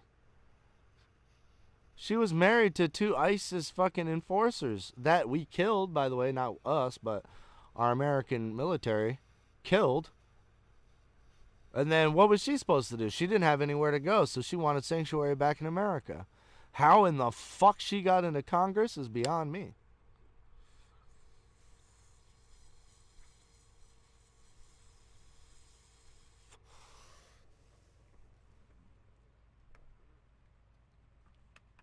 I'm surprised Ted Cruz hasn't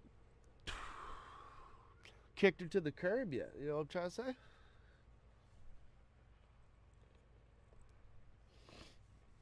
Alright, I feel like playing guitar.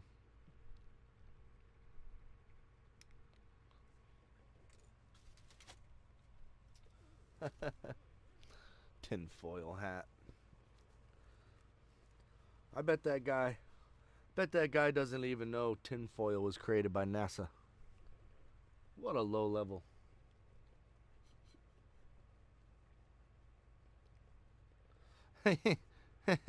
I don't think they're uneducated. I just think they have a different agenda than us, to be honest with you. I think they're absolutely exact, diabolical, and incredibly smart. Most of them have really high IQs. Maybe not the ones they put on TV, no. Nazi Pelosi and all them, nah, sure. Sure, we can have that. We can have that debate. But I think the people that are telling them what to say and what to do and how to operate, I think that they're incredibly smart, incredibly calculated. They just have a different agenda than us. That's for goddamn sure. You know what I mean? Absolutely. Alright, but absolutely. These people know what the fuck they're doing, dude. Look at all the schemes. Look at all the scientific, evil, Nazi bullshit that's going on, dude. These people are smart. So smart, it's scary.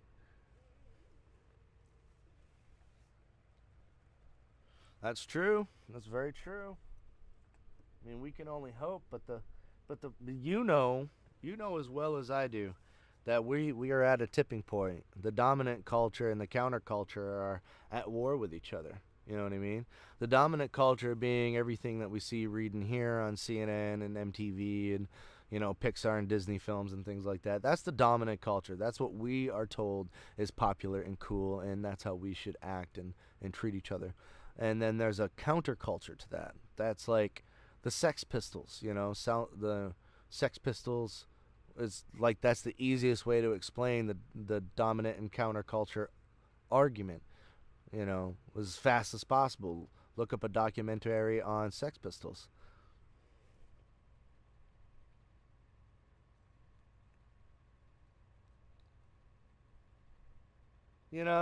I've heard of that type of stuff, bro. That's an awesome topic too. That's a fun ass topic about Greys and Anunnaki and shit. I don't know. It's so hard to get real info on that, man, because you start typing Anunnaki inside of your search engines, it's going to lead you down some weird paths.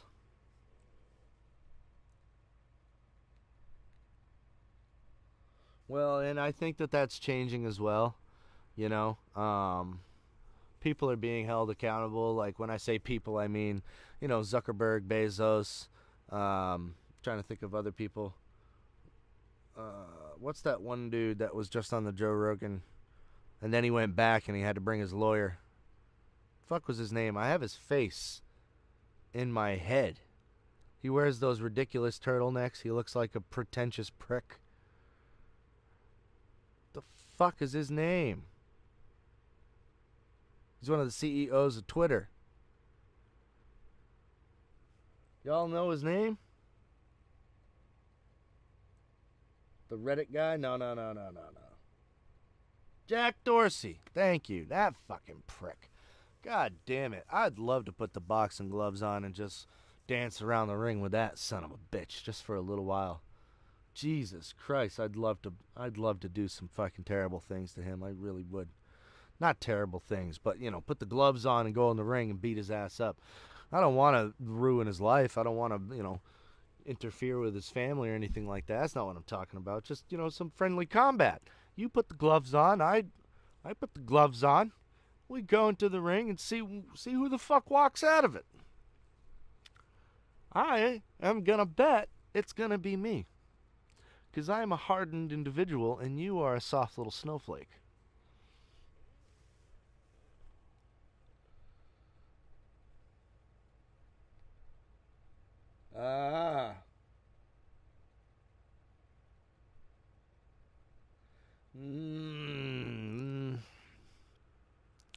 Okay, well, let me tell you, their agenda is readable.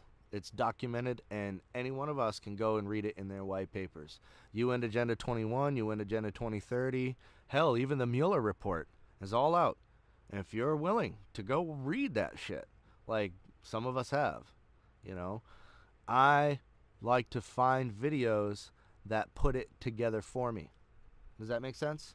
So that way I don't have to spend 4 hours reading 800-page dossier, right? Because, you know, takes a long time. So I'll find somebody that has read that 800-page dossier and just really kind of draws out the meat and potatoes of it and makes a nice little 10, 15, 20-minute YouTube video or whatever that I can enjoy and sit down and you know, absorb while I'm eating some good food or whatever. U.S. is full of demons, boy. You ain't lying. Sycophants. Yeah, absolutely. Sycophantic fucking weirdos that are hell-bent on sadistic actions. And for what? For the sake of what? For self-gratification? I don't know. I really don't know. But there's a lot of sadistic fucks out there. I'll tell you that. There's no question about that, man. But I continue to spread the word, spread positivity. There's no question about that either. You know? I don't change, no matter what bad positivity happens. And even some of the people that have discarded me, left me astray, thinking that it would collapse me or possibly change me in some way, shape, or form, really has only hardened me. Really has only made me more bulletproof, honestly. The Georgia Guidestones thing is popping up a lot. I've seen that, you know, and I think it's interesting when you go and try to figure out who actually did it, you know. Then you start coming up with big bank names and, you know, some fancy names from some banks. Well, the Illuminati is I think that the word Illuminati is used as a blanket term for things that people just don't understand, you know, as a mysterical type of entity, like, oh, Illuminati. You know, Illuminati has kind of been weaponized, you know. It's supposed to be a secret group, but yet everybody knows about it. So I think that the Illuminati in some way, shape, or form, in my humble opinion, was sort of invented to kind of feed people like conspiracy theorists something to talk about, like a piece of bait, where in my humble opinion, the real movers and shakers of this planet aren't, you know, yes, they're in a secret society. I don't know if it's called Illuminati. I really don't know. You know, I think that they're right out in the open. The Trilateral Commission, Rockefeller Foundation, Freddie and Fannie Mac Foundation, Bill and Melinda Gates Foundation. These are the banks. These are the large donors that give money to, I'm trying to explain this the easiest way I can, give money to large banks that own basically everything that the consumers, like guys like us, buy, sell, and trade. So it's, all of that is owned by a small group of people. I would say roughly 1,000 people, roughly. And if you want to call them the Illuminati, well, go right ahead. But I think that Illuminati itself has been kind of just warped. That's my opinion.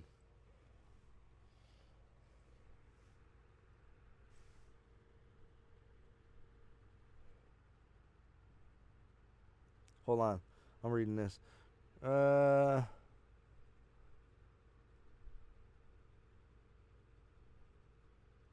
good resources for truth, right? Yeah.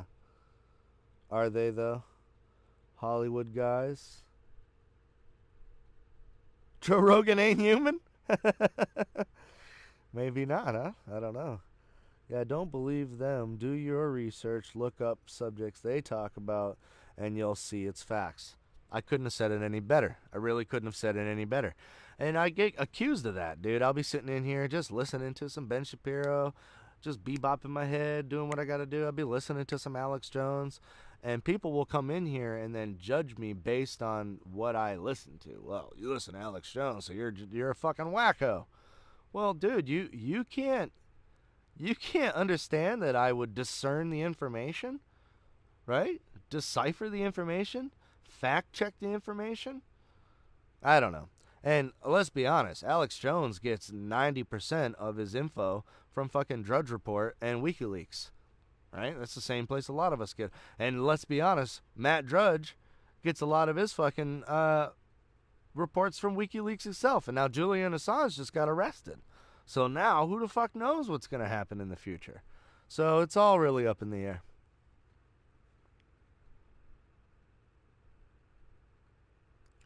Who knows where to get truth from, brothers? Who knows where to get truth from? Hopefully you find truth in your soul and truth speaks to you, And I feel like a lot of people who have been indoctrinated, the truth speaks to them in a different manner. Because Trump, love or hate the guy, he'll come on and say the economy's doing great, we're having great numbers, record low unemployment, the GDP is through the roof, yada, yada, yada. And then I'll talk to some other people and they'll be like, did you hear Trump today? Oh my God, what a fucking asshole. And I'm like, what the hell parallel universe am I in right now? You know what I mean? Some Twilight Zone shit.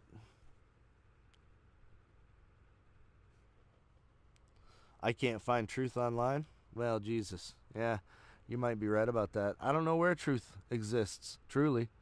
I don't know. I like to question everything. Flat Earth, round Earth, fucking fake space, real space.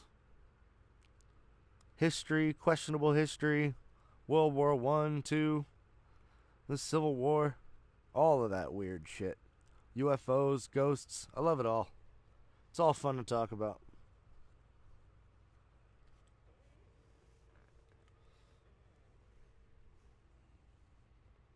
Dude, I am so high I can't see these little words anymore.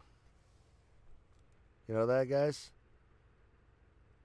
I'm so high I can't see these little words anymore.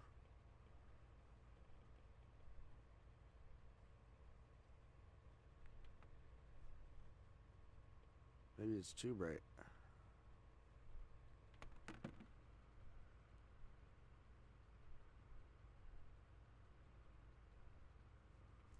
Oh, now there's a glare.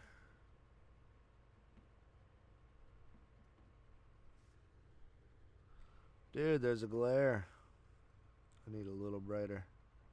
No, you fuckface.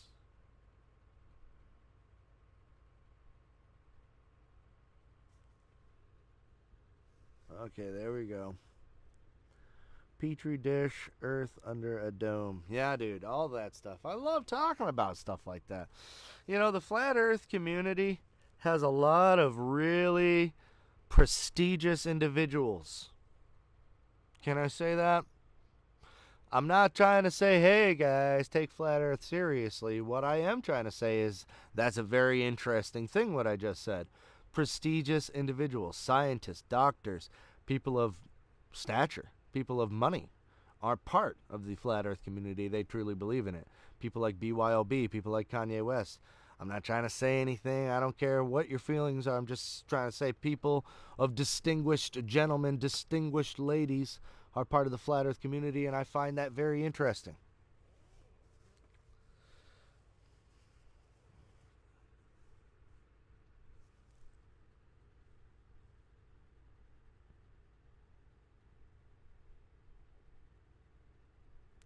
Bill Cougar. Oh, Bill Cooper. Hour of the Time episodes. I've definitely heard of Bill Cooper, but not the episodes. Absolutely heard of Bill Cooper, though. That name sounds incredibly familiar.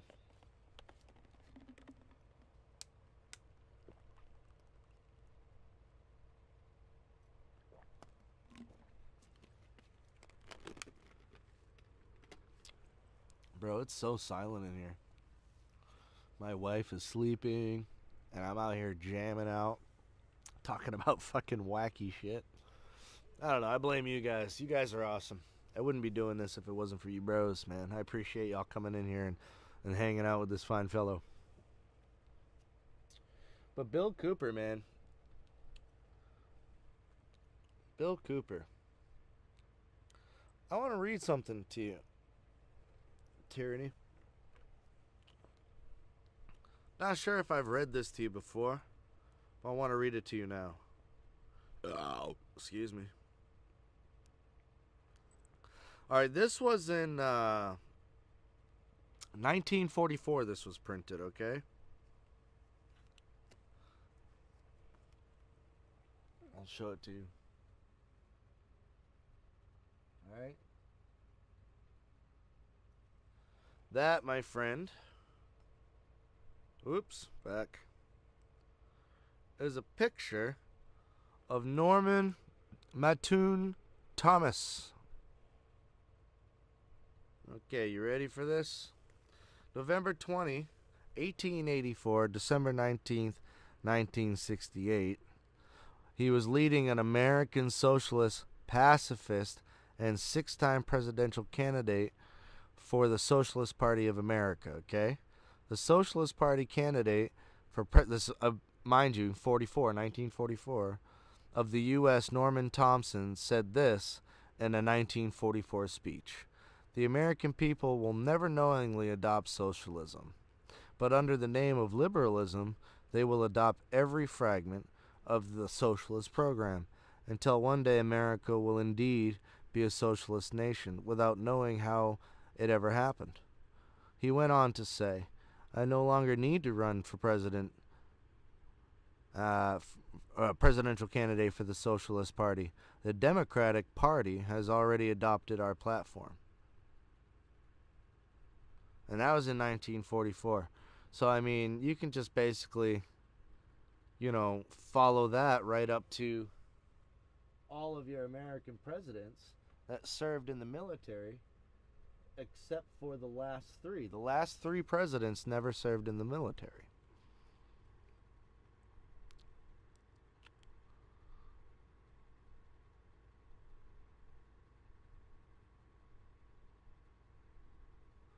And here's a hardcore picture of socialism.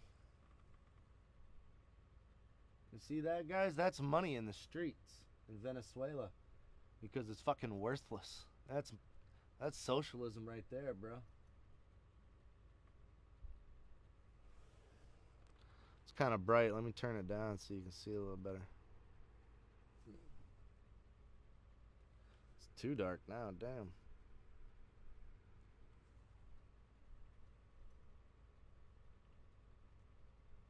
Hard to make it out with this camera, but trust and believe that's money. You want to see a fucking sexy ass picture of Nancy Pelosi?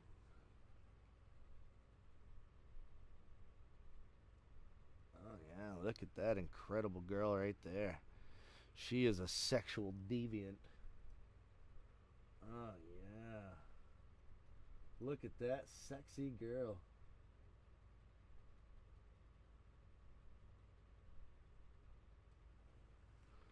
Is that fucking scary or what?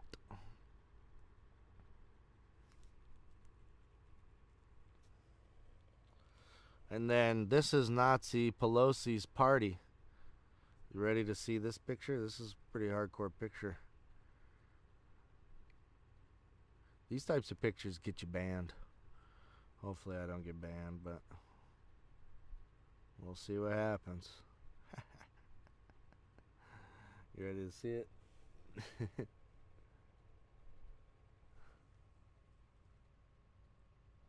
There's the Democratic Socialist Party and the KKK. Does that look a little similar to you? Oh, man. But those types of pictures get you in trouble. But here's a quote for the day right here. You ready? We have a society in which there are an awful lot of people who have no idea that Stalin, Hitler, and Mao Zedong all came to power promising the same kinds of things that Miss Ocasio Cortez is promising. And it led to mass murder, led to dictatorship, and it led to genocide. These promises are old promises, and they are invariably lead to bad things. That was Ben Stein on January 23rd, 2019. You want to see one of the best pictures on fucking planet Earth, guys? Here is a picture of one of the most hardcore gangster motherfuckers this planet Earth has ever seen. And he's standing next to Tupac Shakur. Check him out.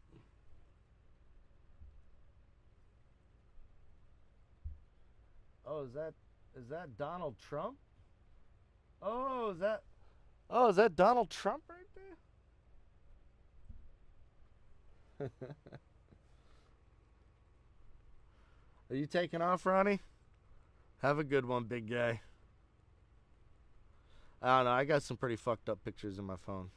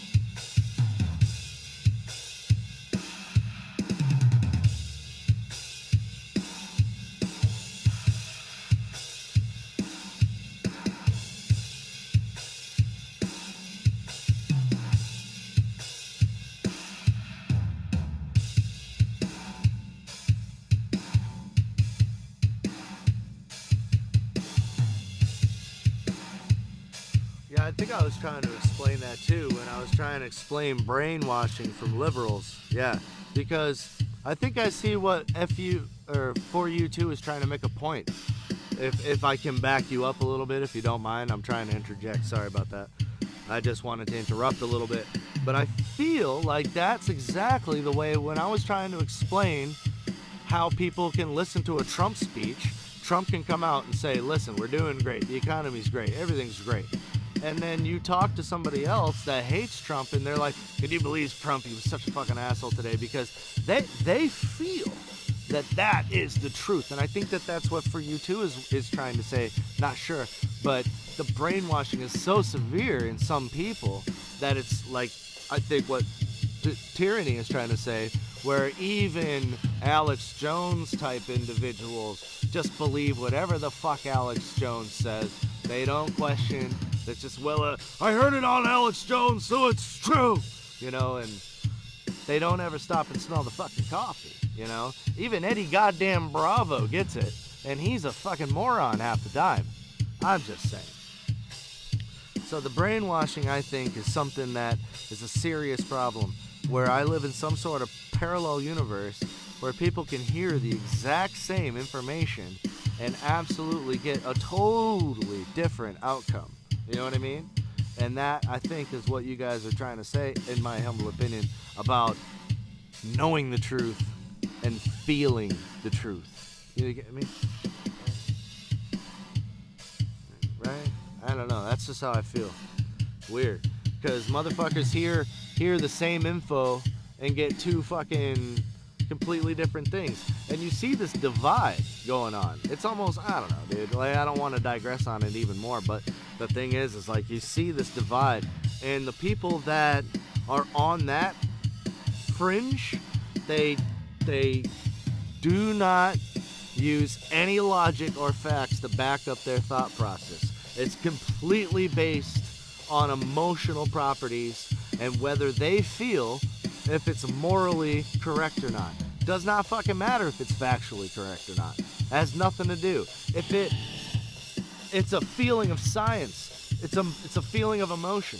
And it was just like Paul Harvey said, that people of action will be, right, disciplined, but emotions will never be unchecked until the point where you'll have all this PC culture, like I think Tyranny was talking about not too long ago, where everything is just a PC culture, where it's to the point where they're eating their own. Now they're eating their own because they don't have anyone else left to fucking to silence. So they're silencing themselves. It kind of reminds me of the story of Diablo 3, where all the demons were trying to rise to power, and then once they got there, they started arguing amongst themselves of who the fuck was going to wield the magic power wand. You know what I mean? Drop my pick.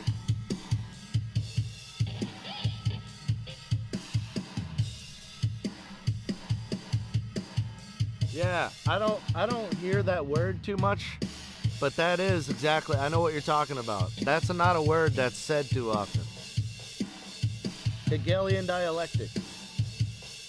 It's a word that you don't hear too often. Yeah. Well, you know, it just happens to work though, don't it, Tyranny? It's one of the oldest tricks in the book. Divide and conquer, divide and conquer.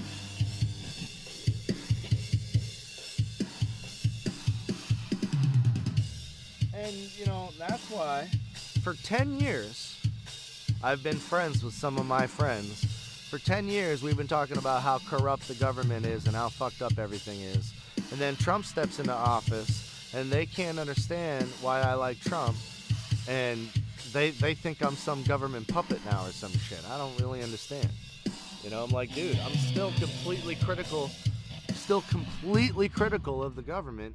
But yeah, I'm pretty sure I can't be absolutely positive, but I'm pretty sure Trump doesn't go to the Bilderberg meetings. He doesn't go to the Bohemian Grove. He's not part of that, as far as I can tell. Now, yeah, he's bankrupted a few businesses. Yeah, he's had some stumbles and some hiccups along the way, but who hasn't? Like, I just goes back to my original point. You know, this magnanimous person that's done no wrong doesn't exist. You know what I mean? So I would rather have a real person that wears his shortcomings out on his sleeve, and you know, he understands and recognizes those shortcomings and is willing to grow and learn from them. That's a man that I can respect and that I want to hang out with. Just saying.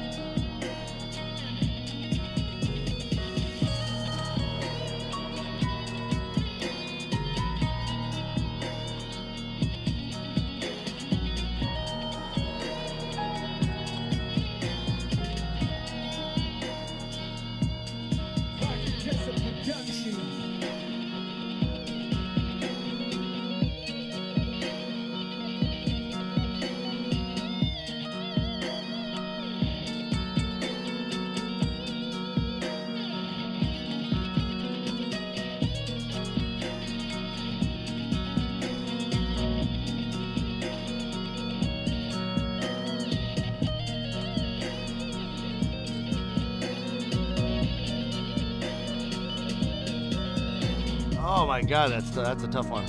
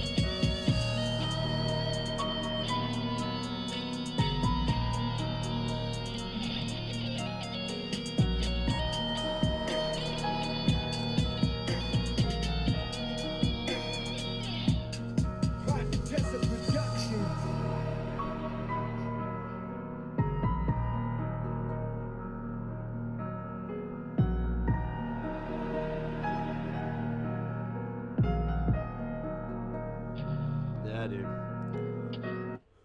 I know exactly what you're talking about. Paint. You got just what you need with Benjamin Moore paint and stain at Aubuchon Hardware. Aubuchon Hardware will... This is Jerry. This is Control Tower in the Wells Fargo mobile app. It shows Jerry his recurring payments, including a few streaming...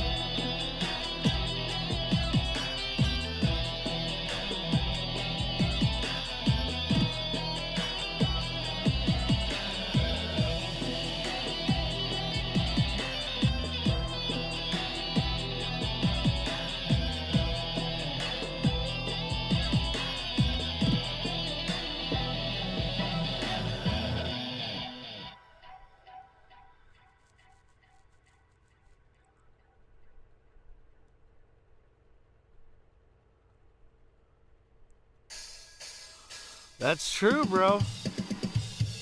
That's very true about that. Hey, babe. How did you get here?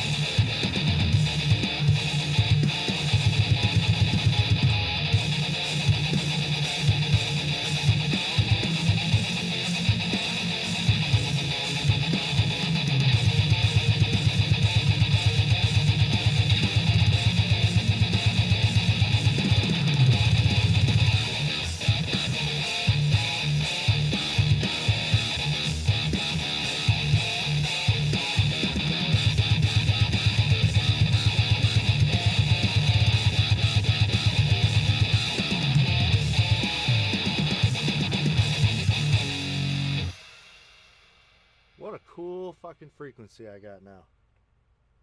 God damn.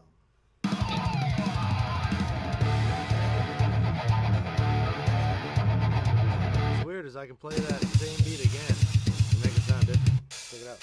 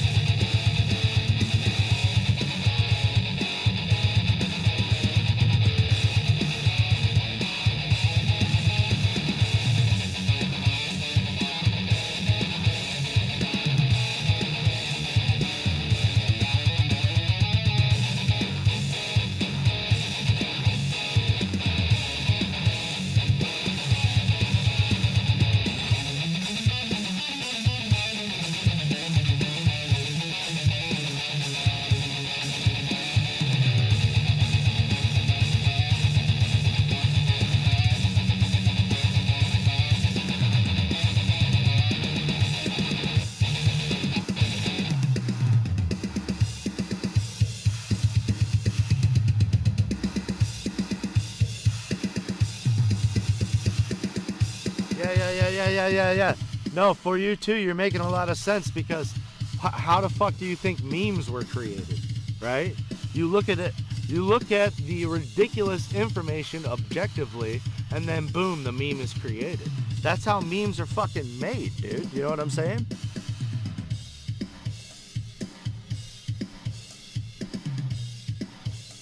No. So why? That's why. No.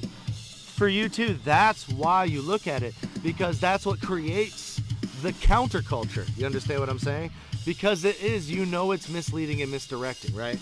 Therefore, you use that knowledge against those that created it, which creates the memes and the counterculture that we see every single day that we turn on the internet now.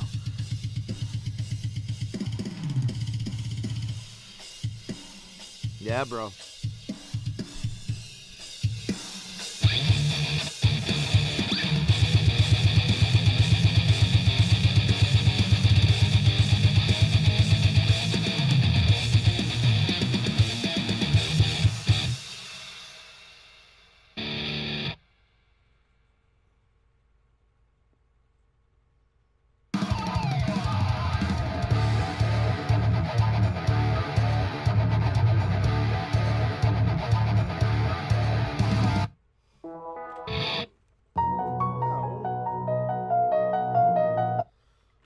How'd you sleep on it? The world isn't black and white. There's no set path. No way you have to be. So why not do what you've been dreaming of?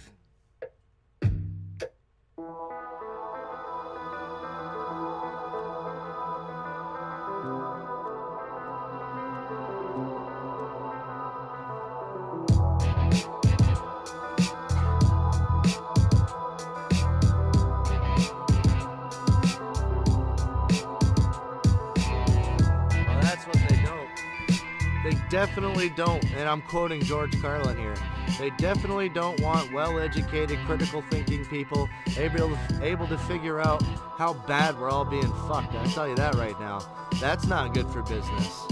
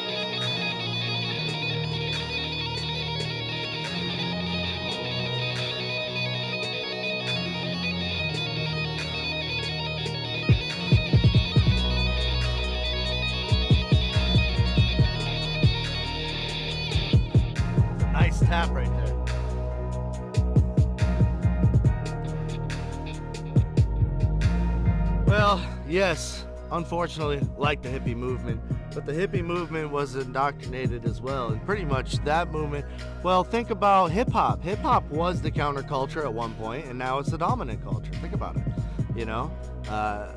NWA was against the establishment. Now Ice Cube is one of the most marketable rappers there is. Yes.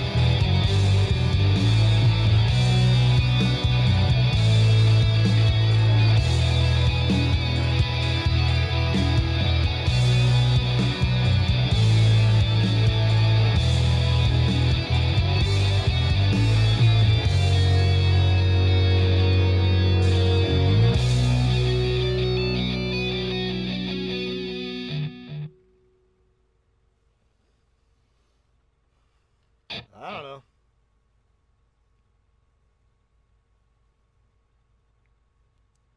I don't know Be what the hell is courageous. going Be optimistic. Our best days are ahead. on.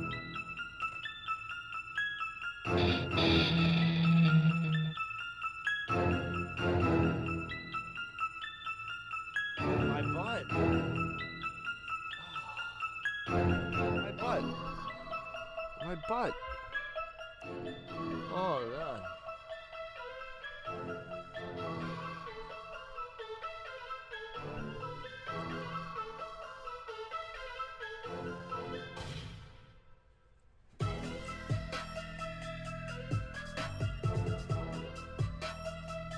Ah.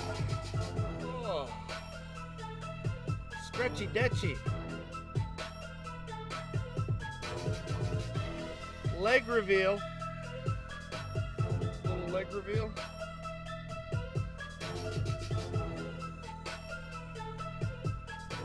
Leg reveal.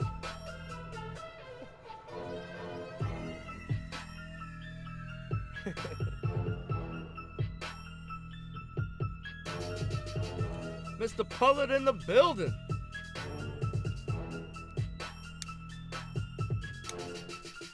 You missed all the cool conspiracy talk, brother.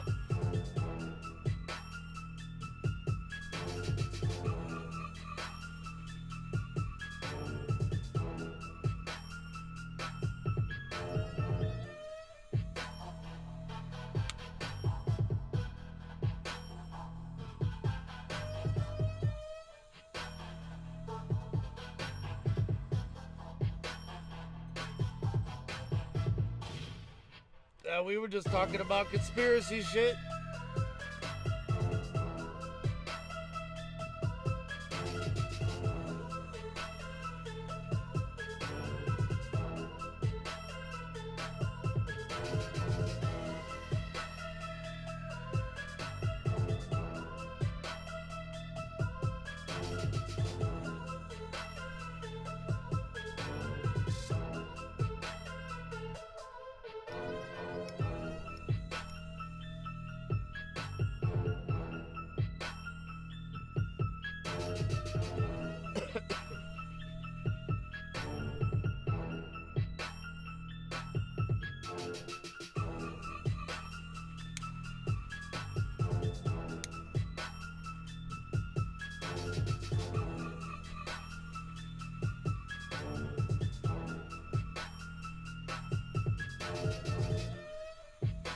Can you believe I've already been streaming for 3 hours, honey?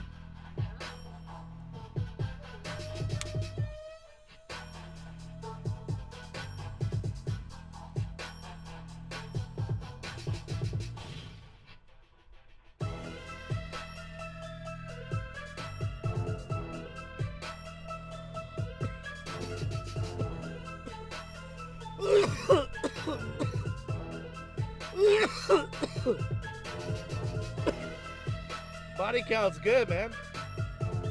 Where the hell you been?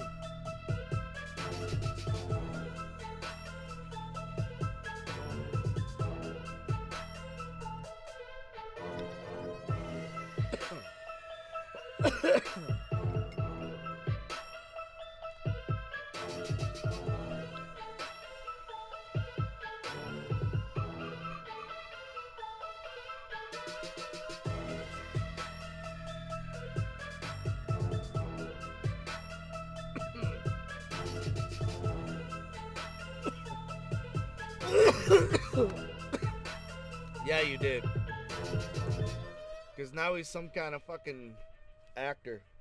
I have a real hard time taking that guy seriously as an actor. Broken screens? Now is a perfect time to get them repaired at Aubuchon Hardware. 20% off all screen repair for the month of April. Aubuchon Hardware will fix you right up. This is Echo Power. Change the Earth's rotation power. No leaf left behind. Get the heck off my lawn. Bad hair day from 100 miles away. Power. Echo. Power on and on.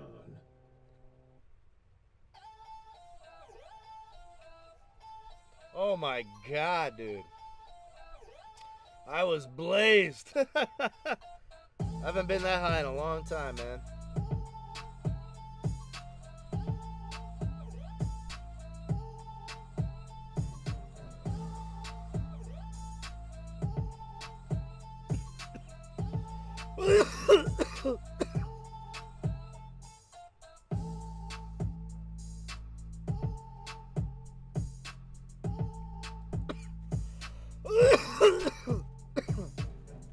Oh, man. Whew. Man.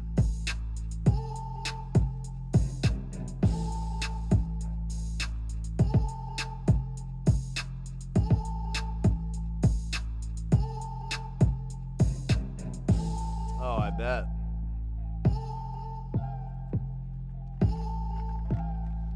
Starting to get hungry.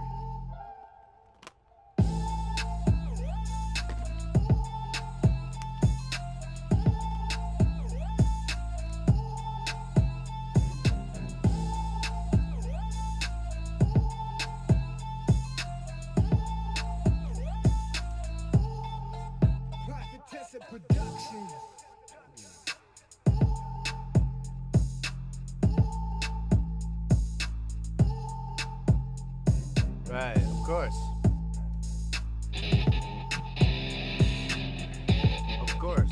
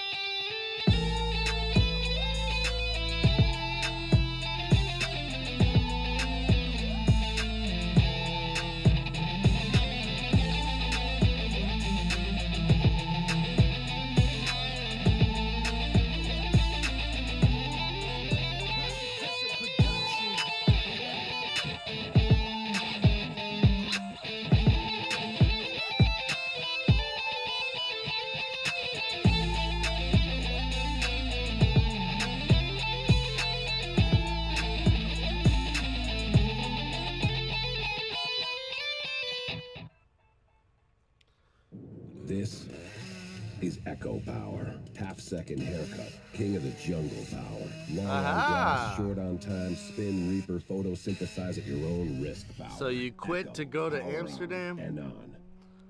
Are you gonna eat some space You're cake? asking your slow computer how to fix your slow computer. We've Hell got yeah, one. dude.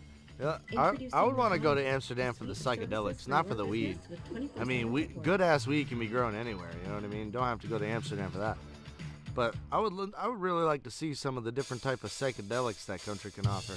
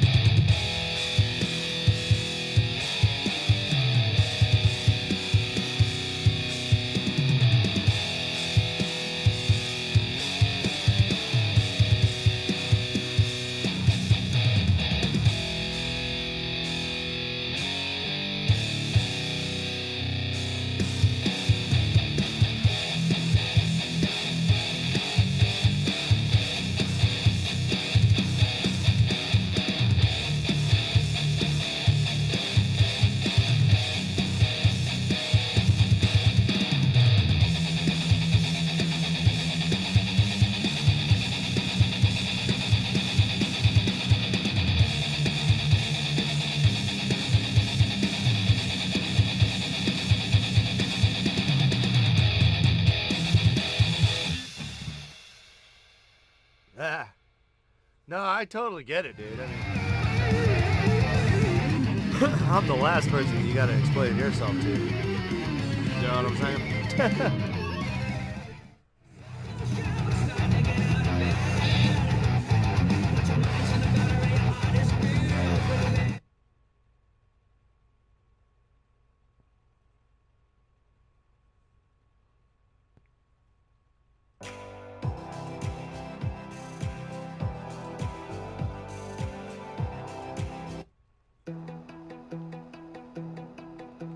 What do you want to do today? Are you meeting up with your niece or?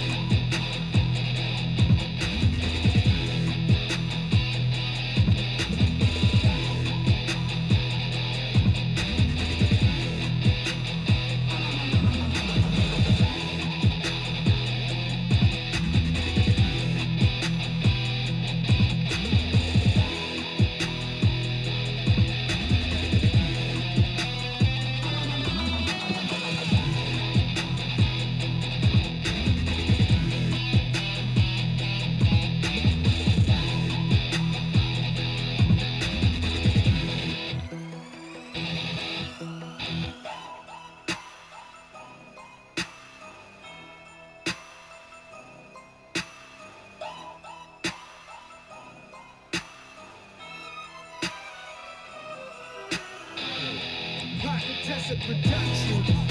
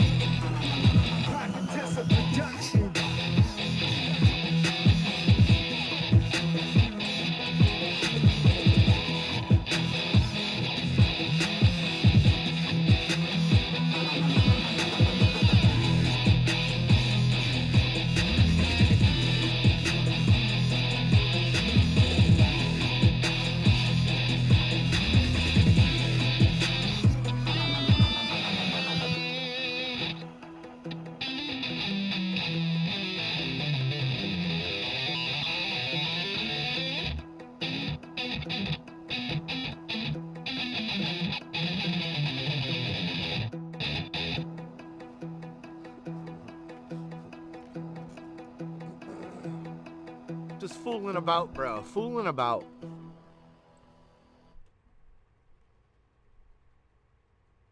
Reclaim your yard this spring with great tools at Aubuchon Hardware. Add some color with fresh live.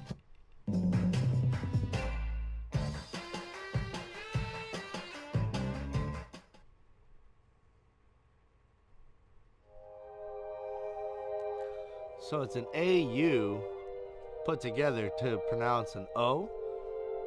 Those are all vowels, aren't they? A-E-I-O-U? Yeah. Well, fucking A.